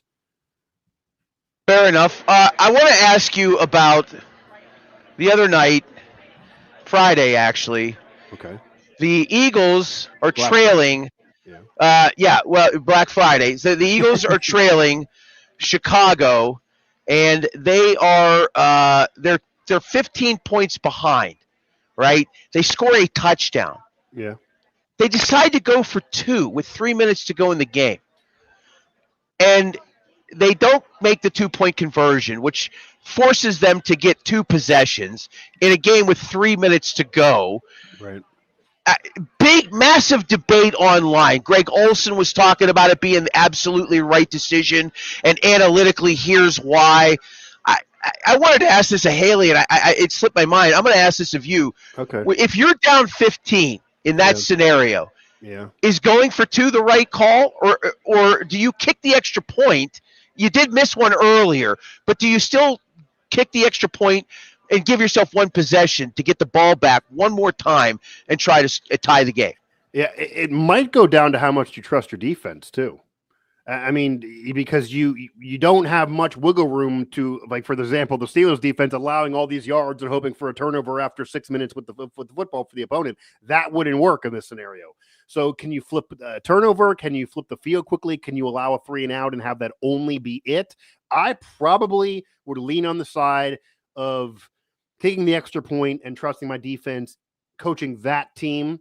I do kind of get both sides of it, but the Eagles have been a weird dynamic this year because for a team that just won a Super Bowl, it does feel like the coaching staff does not really trust this team to deliver what they just delivered, whether trusting the defense in those scenarios or the offense being such a roller coaster ride this year. There's been some dissension, even locker room wise, and some comments from A.J. Brown. They've been a very polarizing team for a team that just won, and their fan base acts like they've never won. They just won, and they've won 2 recently. So it's kind of funny with them. But analytically, I would imagine, without even looking this up, I'd imagine analytically it would tell you to go for 2, because if you miss, you're probably likely to lose the game regardless. Even if you kick that extra point, I would imagine it is the analytic answer. I would love to hear Todd Haley's answer to this, because he came up in even an older school era. Obviously has the coaching background that I don't. I would guess that he would support kicking that extra point and trusting the defense, unless you don't.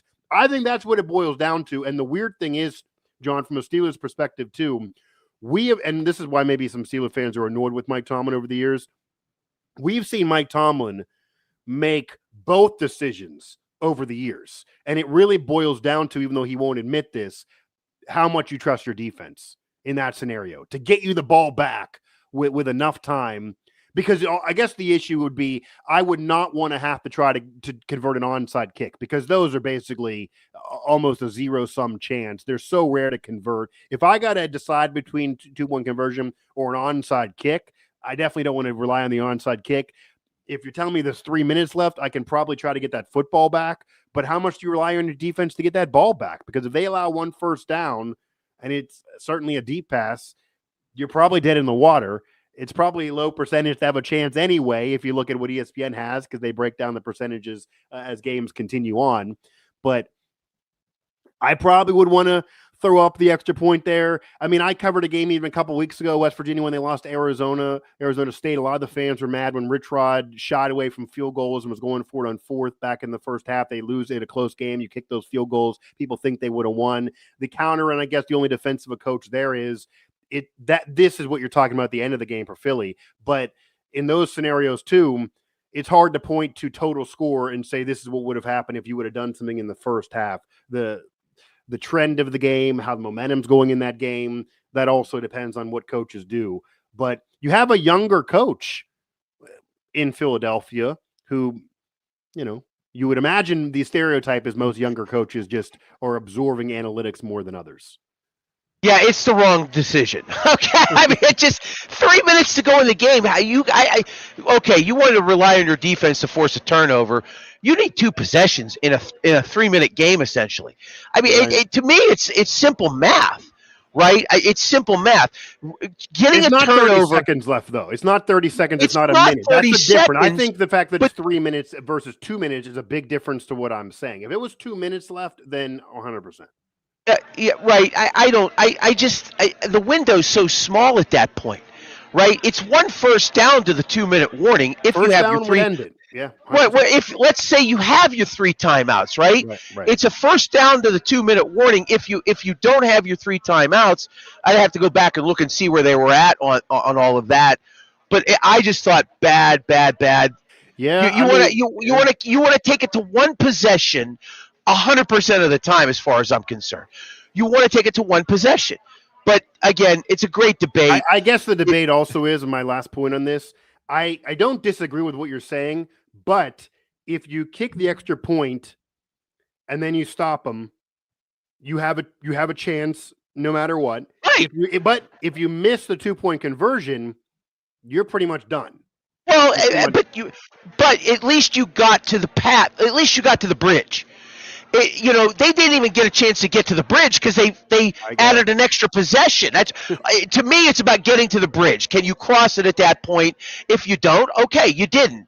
But at least you get to the bridge. That's my take on it all. Yeah. It makes no sense to look. The reward's there if they get it right, and it's always second.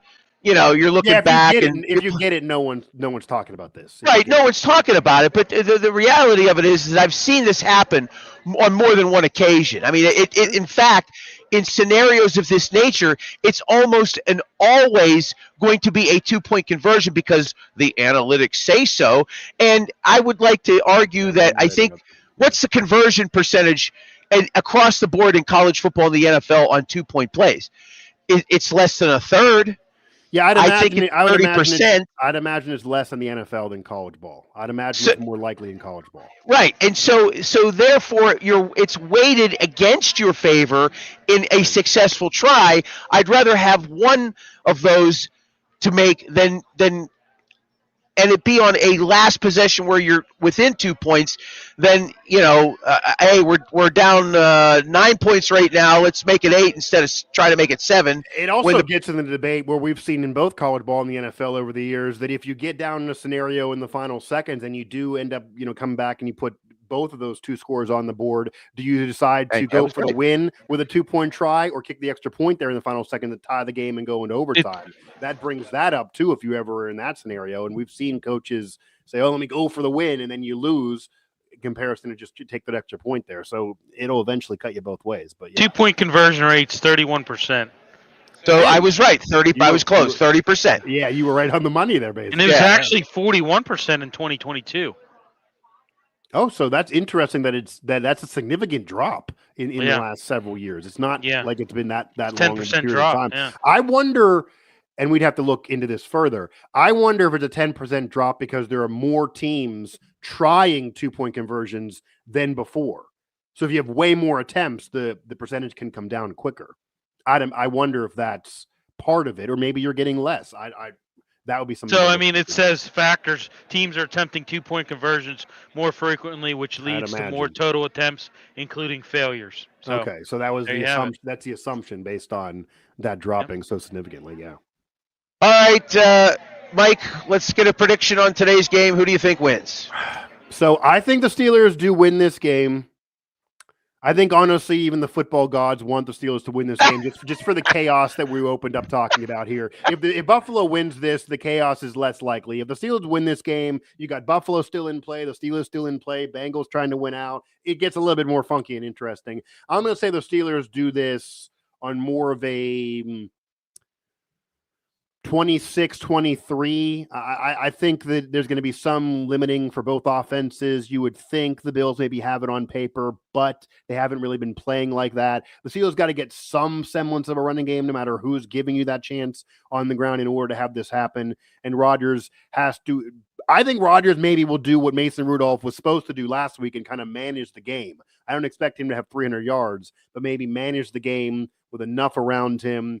We'll see if DK can get open because he's been double covered so often. We'll see if big plays happen. They couldn't happen last week. We'll see if they do enough on the ground. I think the Steelers get this win. And if they don't, instead of having a weekly conversation on Tomlin's future, John, we are going to have maybe the annoyance for Pittsburgh media and for the fans. It is going to be perpetual for 4 or 5. We're going to be talking about it like it's the offseason. That's going to be the media conversation now. And it's going to be that heat turned up, and we'll see what actually occurs there. But I think the Steelers get this done. This is, again, a Mike Tomlin special, as Zeiss would always say here. Back against the wall, season on the line, got to try to have a chance still with that winning season. You got to keep it interesting for the football gods. Tomlin somehow pulls this off. But part of me also feels like the Bills eventually get off the snide here. They're too good to keep dropping games as well, even though they are on the road. So I'm going to go Steelers, but I would not be shocked at all if Buffalo would take it. And they're angry. That loss to the Texans, I mean, they're angry. Right. They should have got that win. If they would have that win, I'd almost be weirdly more confident in the Steelers getting this. But they are now desperate. They are angry. They kind of started saying in their interviews, Allen was, that we're not going to let this happen again. If they lose to the Steelers, they're going to be facing a lot of venom. I mean, the Texans just harassed Allen the entire game. 8 sacks, limited him to 20 yards. He can't play there. He can't. Like every game in his career there is so bad. But yeah, this is also another reason that we didn't get into what the Texans did to Josh Allen in Buffalo. The Steelers maybe could mirror. I mean, I've been writing all year the Steelers defense is not that great and been overrated all year. But the one thing they do if they win is get a pass rush, get sacks, and use that to flip the field and get turnovers. They could do that against Allen. It's almost the perfect team they're facing in this scenario, as long as they get something going offensively. So this could be a similar problem for Josh Allen and the Bills if their offensive line doesn't hold up. And with their injuries, is he going to be protected enough to really go to work? That really is their issue this year, and maybe their excuse if they would lose again. And I said it. The Texans didn't over pursue in their edge rush. They didn't over penetrate because that allows him running lanes. Yeah, he moves. Yeah, right. And they were able to contain him. You know, they were able to contain him. He didn't have the escape routes up the middle on the outside. He didn't because they weren't over pursuing. They weren't over penetrating. They were staying in their lanes. Yeah, I'd love, and I'm not going to be there. I'd love for somebody to ask Tom on this, and he'll probably lie and not agree that he did this. But I'd imagine he had to watch that film and kind of copy what the Texans are doing. I mean, he doesn't want to give that much credit to an opponent, but they put the blueprint out there. So I'd love to hear what he would say if the Steelers get a win. How much of watching that Texans film impacted your game plan here? Kind of that simple question. I'd love to hear faster their defense, Mike. I would say with the Texans. That's fair in a younger team, so maybe that allows more of that. But they put that blueprint in, and I'm sure Josh Allen is probably thinking going to the stadium, it's another team going to do the same thing, and I don't have my guys with me. Yeah, like this is the same scenario here all over again. those tackles missing. I mean, that's big. That's the factor. Yeah, that's the factor. He's undermanned with a team that wants to do the same thing that he couldn't fix last week. And as much as they could go to work and try to fix it, what could they really do in 1 week's time to fix anything they're doing to get against that game plan? I mean, they're just undermanned. There's nothing else they could do. They're not. They're not. And you know what? This is simplistic. This is very simplistic, but make the tackles painful, right?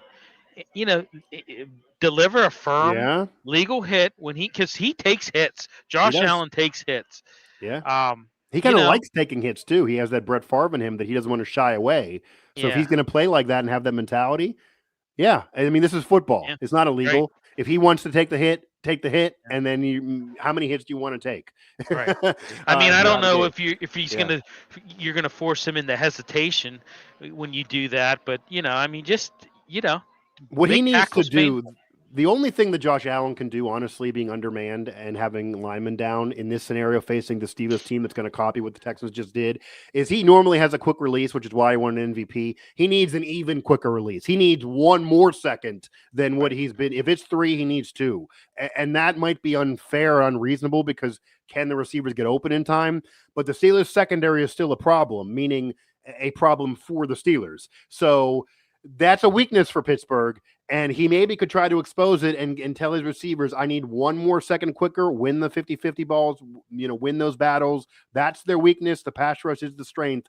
I'm going to be quicker with the football and just hope the Steelers secondary does not get picks, does not win those battles. And that could be how Buffalo wins, because I don't think if anybody told the Steelers or any Steeler fan, well, hey, Josh Allen has a quick release, they get the ball off, and the Steelers secondary has a rough day, so the Bills win. Would that shock you? I mean, that's probably the plan if the Bills win it. But I do think the Steelers probably take this. There's too much going against Buffalo. This is also in Pittsburgh. But these are two teams that are absolutely in very similar situations. The Steelers oddly are maybe a little healthier as well, which is Mike, I appreciate it. We're going to get to our next guest. I appreciate you coming on every single week with us. You're a great guy and great insight as always. Thank you, Mike. I appreciate it, guys. Have a great day. Have a great holiday season as we kick that off. There we go. Fair enough. Mike Gosty. After Thanksgiving. Appreciate it. Talk to you next week. Thank you, sir. Yeah, man. All right, Mike Gosty, managing editor of West Virginia Sports Style, part of the Pittsburgh Sports Style family of websites, national writer for Yardbarker. Now, to South Florida we go, and beating the bookie, our Consigs Pick segment. Rob, how are you, sir? Hopefully the audio working good this week. Yeah, I mean, I hope it works this week. You're good. I think I figured out the problem, so. You're good, man. Your Canes came up to Pittsburgh and laid the whip onto the Pitt Panthers. Boy, the ACC is a mess with Virginia and Duke playing for the championship game. Yeah, I mean, when it comes down to it, they have probably the dumbest tiebreaker possible for Duke to get in there. So, but it is what it is, and I think Miami will get in the playoffs if Alabama loses the SEC championship, and if BYU loses Texas Tech, they should be in. So we'll see those should be really 2 great games next week as the conference championships are coming around. Beating the Bookie, you can find him on X and on Instagram at Beaten the Bookie, BEATIN the Bookie, beatenthebookie.com as well. Rob has been a professional gambler for more than a decade. By far my favorite follow on social media. Your AI posts. I saw you did one with Bevo. You've been doing the Texas A&M AD. You took him out in handcuffs.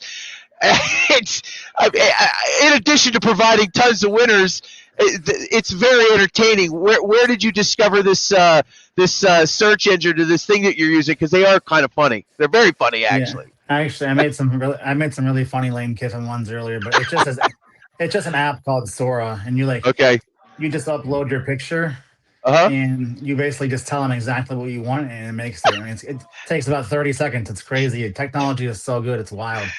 Texas A&M AD getting hauled off had me. I was just on the floor. I thought that was great. I've enjoyed those immensely. You're having a heck of a day already. I've been monitoring your posts. I mean, you're already on fire this week. I mean, And again, soccer the other day, a parlay, you gave out some crazy one with Mbappe scoring at each half, and it's so hard, right? I talked to Steve Cofield about this earlier from Las Vegas. To maintain 55% winning percentage in anything is just hard to do as a professional. Yet you're able to just across the board, find these areas where you seem to be very consistent at. It's very impressive. And again, I know you're up early every day. Like, you don't sleep very much. You really, this is very much a living for you, but you do very well at it, sir. Thank you. Yeah, I mean, it's all I do, and I would say the old school, like, in the old days, you could only win 55%, and you do fine. But there was, you got to realize that today there's probably 100 times more stuff to bet than back in the old days. So yeah, we're lucky we have so much, to bet all around the world at any given time. So it's our advantage these days, that's for sure.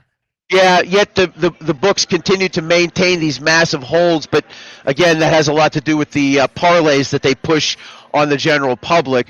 Thoughts on the early card today? Not a great early card. I mean, the Rams-Panthers game has been a wild one. That one's 24-21. But to get, let's talk about Steelers and Bills. Let me get your thoughts on that. Josh Allen, a one-man wrecking crew. He does have James Cook, but outside of that, it's Allen or bust for the Bills, it seems like these days. Yeah, and you never know which Josh Allen's going to show up. Sometimes he's very safe with the ball, takes a few risks, but lately he's been real sloppy with the ball. He's starting to do those kind of turnovers that he would do a few years ago, where he's like throwing the ball away last second, like fumbling it away. And they're struggling. And part of the reason is, he's down, Kincaid, tight end. He's down a lot of players. Keon Coleman's been, suspended or wherever he's been, the last few weeks. And, it's just basically him and James Cook, and they're bringing in receivers, from seemingly like retirement, it feels like, to play. But, Josh Allen's always Josh Allen. So, anytime he's a quarterback for a team, they got a chance to win a game. So, I mean, one play I did like today is Josh Allen, rush touchdown rush touchdown plus 130. I played that because those are the best odds you're going to get on Josh Allen in quite some time. And as the years get later, he picks up his rushing touchdown total. So I do like Josh Allen plus 130 for a touchdown. Wow, yeah, he's got 10 of them already this year. I don't know where that puts him historically in his career, but I know that's a big number, and still with 6 games to play. So, and plus 130 is a pretty good number for him. I've seen him mostly at plus 100 through most of the season, so I was a little surprised to hear you say that. How about Aaron Rodgers? When you see a quarterback like him, he's going to turn 42 this week. He's coming off this little injury. He's going to have some sort of cast on. Do you look at that as an opportunity to bet an interception prop over maybe on somebody like that? Not really, because, I mean, it's not his throwing arm that's injured. Okay. Aaron Rodgers, he's played through so many injuries in his career. This is just, another one. And, the problem that I see with the Steelers is it's more like the play calling, right? They should. If I was the Steelers, I would let Aaron Rodgers call the plays because, I mean, he's been in the league for so long, just like Tom Brady, Patrick Mahomes. I would let all these guys call their own plays because they know what plays to run better than anybody else, no matter who the offense coordinator is. I think, Tomlin plays too safe. Most of the time plays way too safe. He tries to rely on the running game way too much. I mean, they got to throw the ball more. And I think, what I'm starting to like what I see with Darnell Washington. I took Darnell Washington 2+ catches today, minus 140. Okay. He's really starting to come on. And, once, as we saw like last week, once Darnell Washington catches the ball and starts running with it, like there's barely a few people in the NFL that can bring him down. So I like Darnell Washington. I think, Rodgers will start utilizing him more.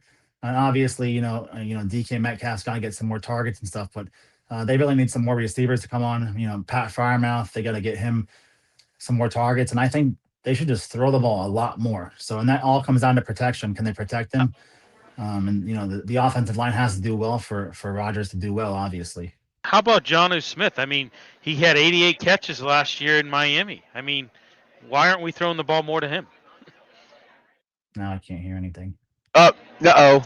Can you hear me now? I can hear you. I couldn't hear him talk. So Bill was asking about Jonnu Smith, who had to play with your favorite NFL quarterback last season. Yeah. He had 88 catches last year, and they just haven't used him. The fact that they don't have a wide receiver too, and I know he's a tight end, why can't they split him out? Why can't they put him out there? You know, as a receiver. He's a fast receiver. I mean, he's a fast tight end too, so he's kind of like a Kyle Pitts. I mean, he's the guy they should split out more wide like that. But like Tomlin likes to play way too conservative. I think that's the problem. He needs to open up. He needs to take more chances. You know, like last week, you know, like you have one of the best kickers in the league with one of the strongest legs. You're not trying the field goal at the end there instead of like a fourth down play. So Tomlin needs to like open it up, like get more creative. It's just sometimes he's so conservative, it's just ridiculous. You know, when Aaron Rodgers is your quarterback, you can take a lot more risk than you can with Mason Rudolph. So, you know, hopefully he lets Rodgers, you know, let it fly today. But, you know, I really doubt that'll be the case. But, you know, luckily for the Steelers, the Bills defense can't seem to stop anything. So they have to take advantage of that, you know. So, you know, we'll see what happens. Yeah, no, they should take advantage of it. Now you can't hear anything at all? I don't know. That's why I was going to say don't switch back and forth. I don't know. Let me see if it's my headset. Let me try. Can you hear me now, by any chance? Nope. Nothing now. But okay, it's all right. I guess that's it. So I'm sorry, man. I'll be rooting for the Steelers for you guys. So I appreciate it, Rob. We can hear you. I hope. All right, thanks, Rob. Thank you. Guys now. That's okay. That's all right. Thank you. All right, see you guys. Thanks. All right, Rob. Beating the Bookie, BEATIN the Bookie on Instagram and X. We had some technical. We had it working and then we didn't. That's okay. That's okay. The fact that he gives us time, the fact that people give us time is fine. I cannot hear you, by the way. Let's see if Jerry DePaula is. Jerry close. Can you hear me now? No, I can hear you just fine now. Everything's we're working it out. It's what these Wild Wild West shows on the internet are. Yeah, let's bring Jerry in. We'll get the show wrapped up 3:30. How you doing, Jerry DePaula? Good. Can you hear me? I can hear you just fine, sir. Nice. I like the Chris. How are you? I'm good. How the Lopes doing? I didn't see anything this weekend. Did they win? Yeah. The Lopes beat Penn Cambria the other night. Friday night they played state championship game against Northwestern Lehigh for the second year in a row. I think it's the game is 1:00 Saturday afternoon. Where's that going to be at, Jerry? At a high school, at Conemaugh Valley High School, somewhere in the middle of the state. It's about almost Altoona. It's a shame they don't play these games at better venues. But from what I understand about this high school, it's one of the better looking high schools facilities in the state, and it's a nice place to play. So we'll see. I have maintained since they brought the state championship to Pennsylvania, which I think was 88 or 89, was the first year. I've always maintained that State College should be the designated place for them to go play. Cost thing, isn't it, John? They don't want to spend the money, do they? Well, that's a shame on Penn State. Shame on Penn State. Okay. Another discount. You're saying they should give I'm not. Of course they should. Of course they should. How much is their endowment worth? Number one. What did you know what I mean? I'm not saying that it doesn't. They hold that close to their chest. Yeah, of course they do.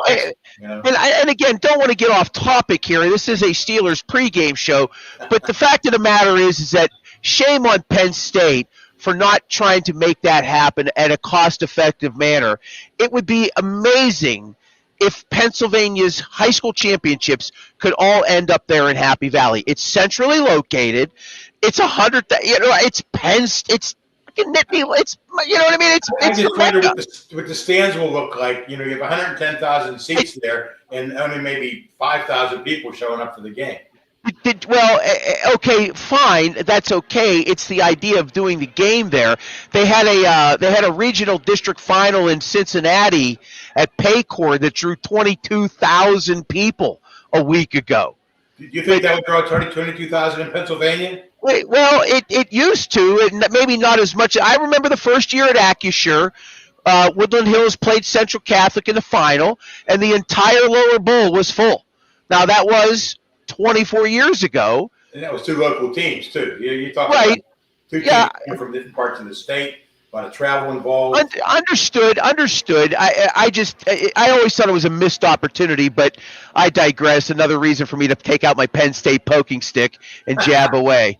You're doing that, don't you, John? It has been a personal favorite subject of mine for decades. But I will move on to talk a little bit about the Steelers with you, Jerry. Okay, these defenses are not the best, some of the worst in football. How do one of these two teams win today, Jerry DePaula? Let's ask you that. Well, let's go with Buffalo first. I think they put the ball in Josh Allen's hands as many times as they can and let him make plays with his legs, make plays with his arms. He doesn't have great receivers, but he also has a good running back, James Cook, who can catch the ball out of the backfield. So I think Josh Allen is younger, more athletic, and he doesn't have a broken bone in his wrist. So Buffalo has a real edge on the Steelers at the quarterback position, and I think that could be the telling point in the game today. Boy, the wind's whipping right now at Acrisure Stadium, 35 miles an hour. I don't see how. I mean, look, Josh Allen in the peak of his career. You got Aaron Rodgers. Who knows what's going on with that non-throwing hand injury he has? I mean, I think we'll see a lot of all the running backs. Everybody's going to be running the football a lot today, I think, down there. I think so. And the Steelers have a decent running game, and Buffalo doesn't defend the run very well. So that's an edge for the Steelers. But the first time that Aaron Rodgers drops a snap from center, someone's going to say, "Why is he playing with a broken wrist?" That's why he didn't play last week. It will come through him handling the ball. He's going to have to handle the ball every snap today. And things can go wrong. And the trouble with the Steelers and Aaron Rodgers is he has no receivers to throw to. Even DK Metcalf has turned into a pretty average guy for a guy making millions and millions of dollars. So, and the offensive line is going to be without Robert Jones today. I heard Mike talking about this is the game that the Steelers could win because Tom usually comes up with good efforts in games like this.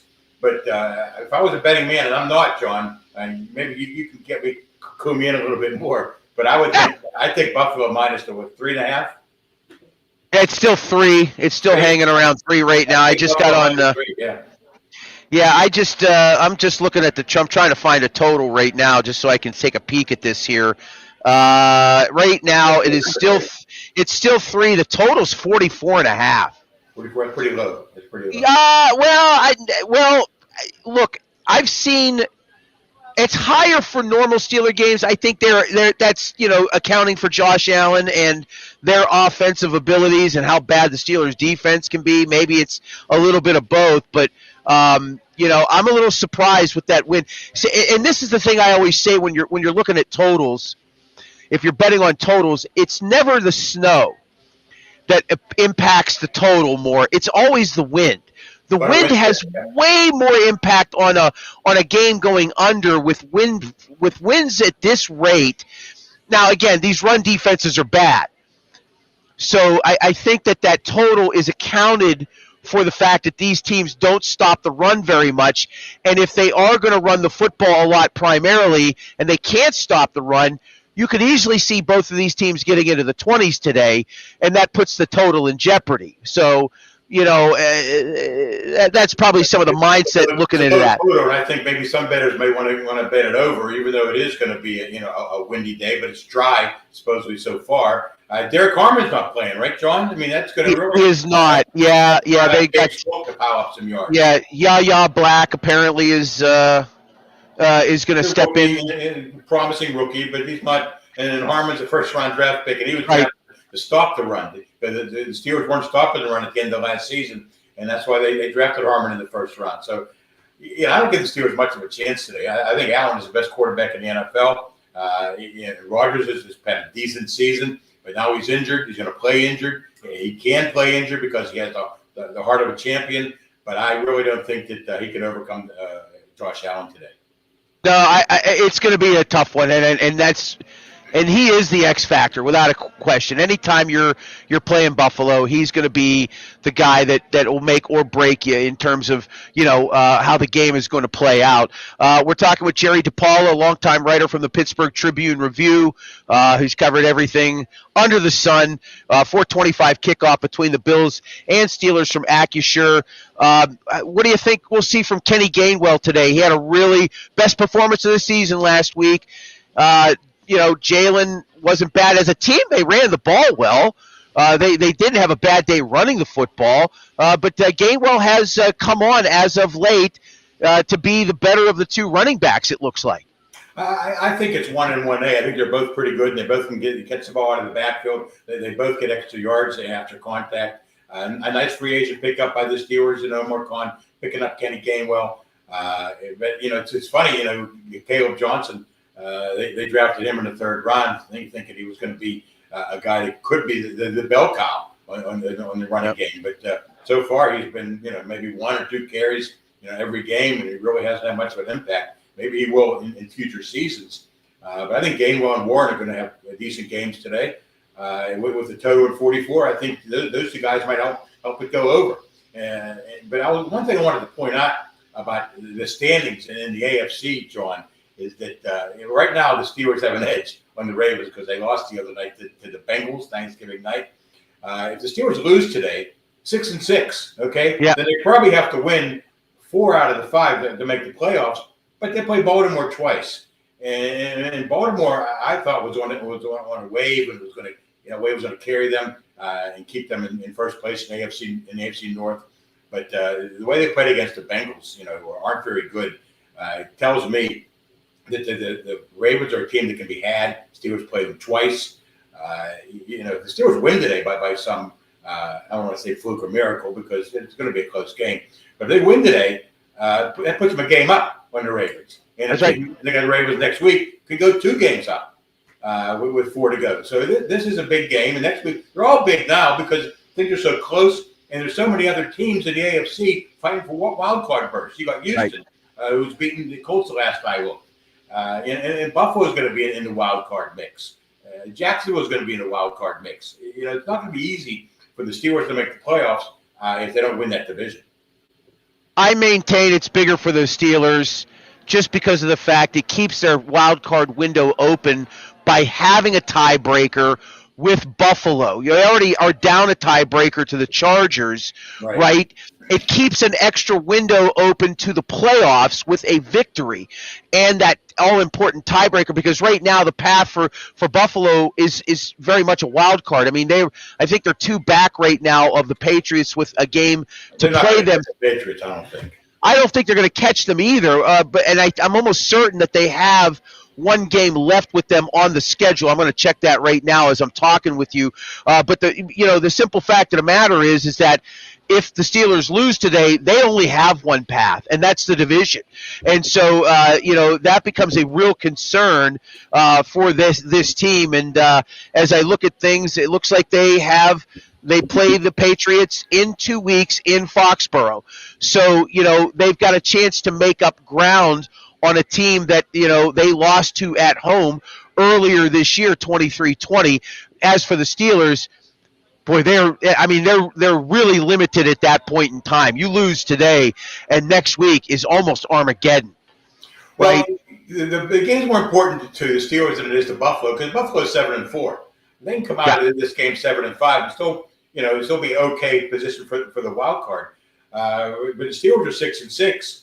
It's going to be difficult. But one thing I'll say about the upcoming schedule for the Steelers: Baltimore twice, Detroit, which is slumping, and Miami and Cleveland.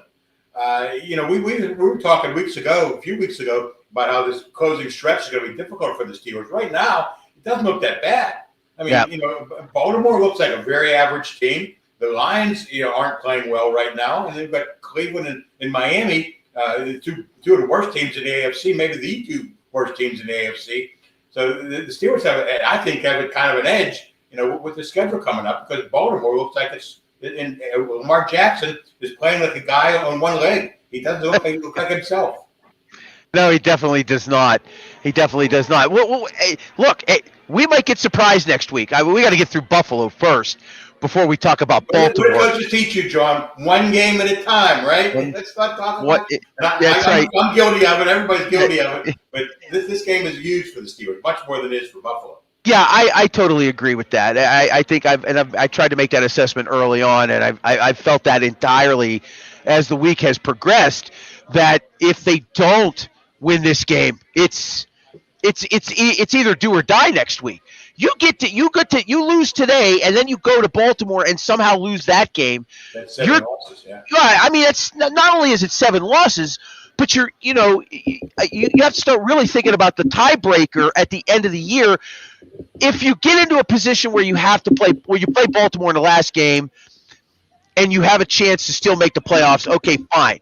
You got to be looking at tiebreakers, right? What happens if we lose this week to Buffalo, then we go and we lose to Baltimore, but somehow we end up tied and we beat them at the end of the year? Where are we at tiebreaker wise, right? You have to tiebreaker. Yeah, you have to really. I'm sure somebody's game planning that. They have to be, right? They have. I'm sorry, none of that, John. You tiebreakers. You're behind in tiebreakers. You have to win all 4 of those games to get into a tiebreaking situation if you lose the next 2. So, that's why this game is so big. You can afford maybe another loss on the stretch in December if you win today. But if you don't win today, you pretty much have to win them all the rest of the way. Well, I'm just telling you right now, as much as I hate to even say this, but in a couple weeks, the Steelers have to go to Miami. They have to go for a Sunday night game. It's a Monday night game. Excuse me. They're playing a Monday night game, right? It's at Pittsburgh. I'm sorry. It's a home game, but still, nonetheless, I mean, I'm not going to say that Miami's the 72 Dolphins all of a sudden, but they've won 3 straight. They're winning again right now. I mean, they're starting to put together some sort of a season that makes them a much more competitive team that you're facing, as opposed to 4 weeks ago when this team was 1-6, right? They're a team that's playing with purpose, is my point. And if you're, even if they're under 500 or 6-7, they're playing with purpose, right? When you're facing teams in week 13, 14, 15 that are playing with purpose, right? Understood. But if you're on the wrong side, if you're heading down, if you're trending down and that other team's trending up, it makes it that much more difficult of a hill to climb to get to where you want to be, which is in the postseason, although that really hasn't yielded any positive results, as it has been so well chronicled over the past 8 seasons under Mike Tomlin. All right, before I let you go, Jerry DePaula, prediction on today's game. I'm going to say it's going to go over. It's going to be 27-21 Buffalo. I think that, Josh Allen will be the difference. And, I just think that, the Steelers are a flawed team. They're flawed without Derek Carmen. They're flawed with their quarterback having a broken bone in his wrist. And they're flawed because their receivers can't get open. It's a home game, and they'll get some energy off of that home game. But I just don't see them beating it. And Buffalo has been struggling lately. They're not like the Buffalo of years past. But I say 27-21 Bills, and we'll talk about it after the game, right? We'll see whether That's I'm right. right or not. John Fedko, yourself, and me. I can't wait to talk to John. How you doing, John? If you're listening, I'm ready for you, baby. Let's go. Let's get it on. I love it, Jerry DePaula. Thank you, sir. All right, my pleasure, John. You have a great day. Enjoy the game. Hey, all right, thank you. You as well, Jerry DePaula, longtime writer here in Pittsburgh, covering the Steelers, the Pirates, the Penguins, you name it. He has covered it. All right. I want to thank everybody who's been watching us on X, Facebook, and YouTube. Nice little audience today as we continue to grow this show. Thank you for sticking it out with us and making us part of your pregame routine. We will be here for postgame reaction. We do 3-4 hours of pregame coverage, and then, of course, a live postgame show immediately following with John Fedko and Jerry DePaula. We've been able to get Mike Tomlin's postgame presser on the last few postgames, which is good. Bill's doing a great job of keeping his eyes on social media for us in that regard. So we'll have that reaction for you as soon as the game is done. Any thoughts, Bill Akins, before we wrap up? I mean, nothing really that hasn't been said before. I mean, I think you know, it's a task today. Obviously, you know, I said it. You know, the Bills are angry. I mean, they Yeah.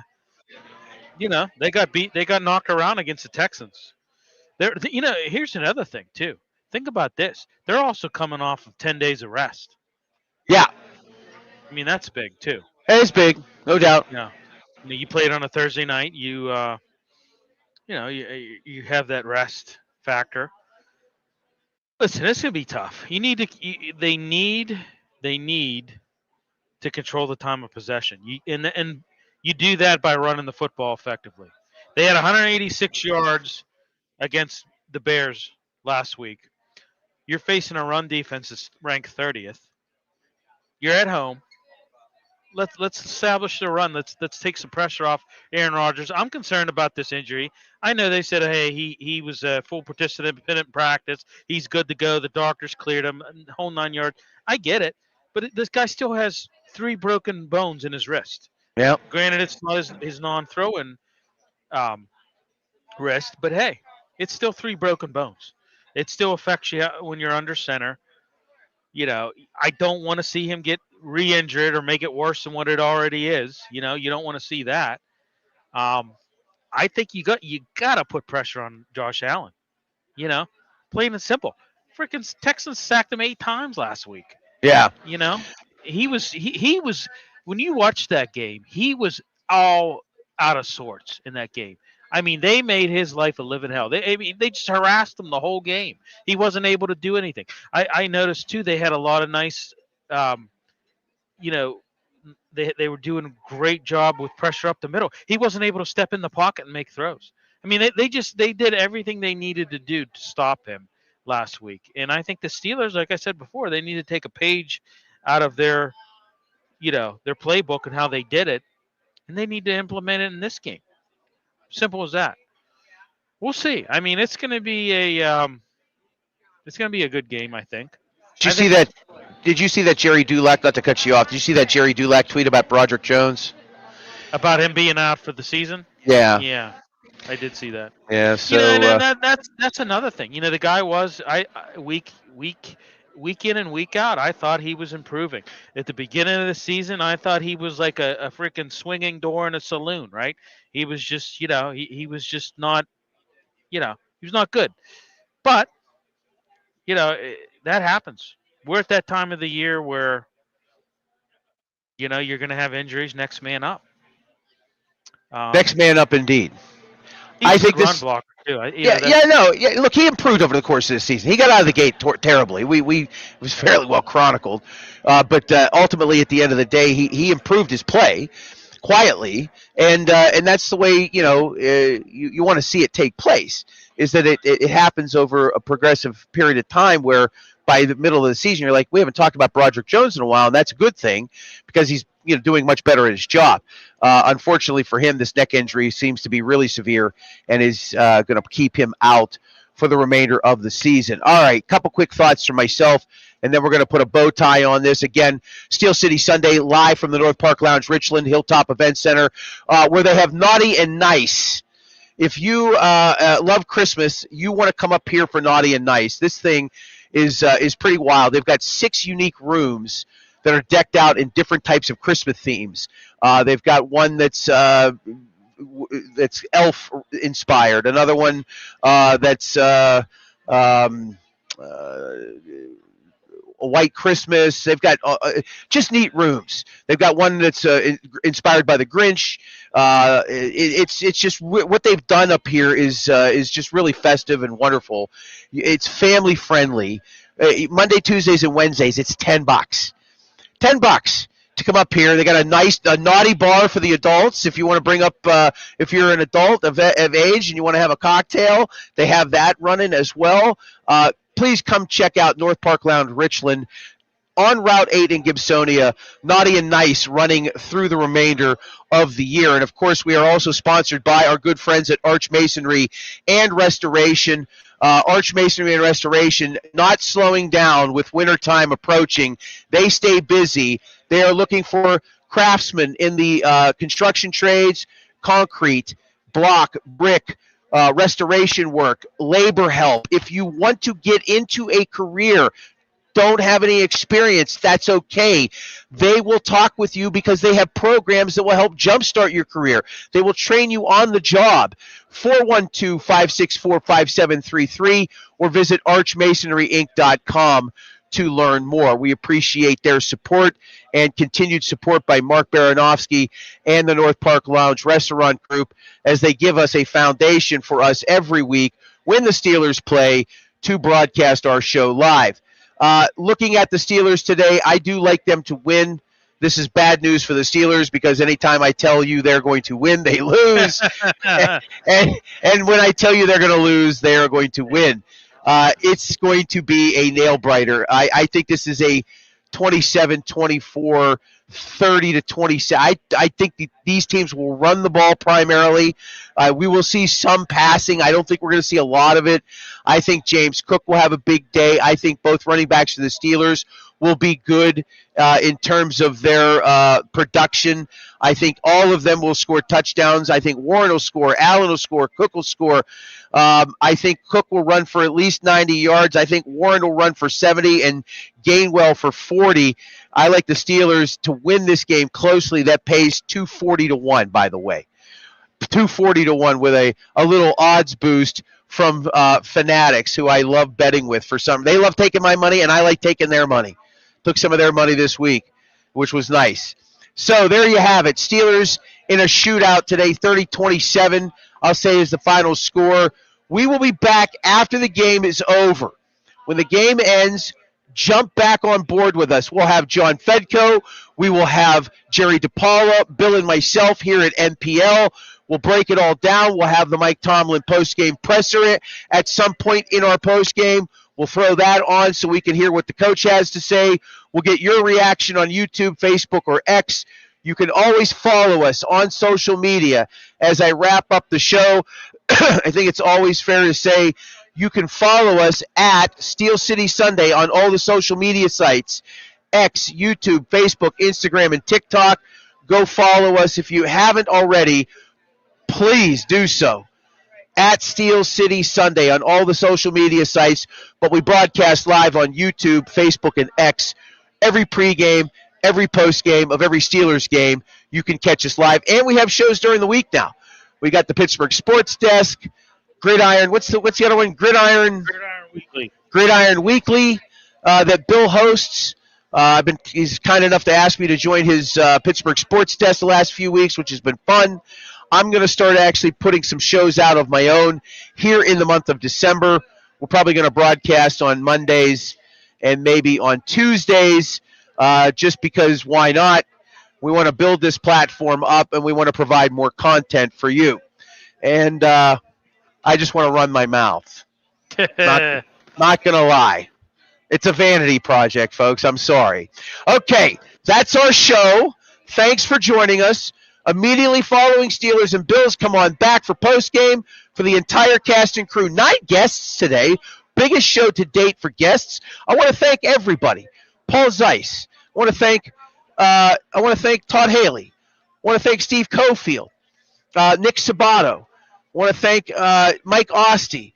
Greg Brown. How about Greg Brown for 20-plus minutes today?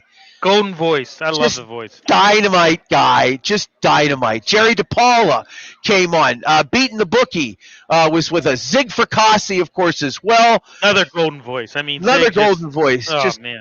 Just a wacky guy. I love him. Thanks to everybody, all of you watching right now, close to 2,000 of you on our various streams. Thanks for checking us out this afternoon.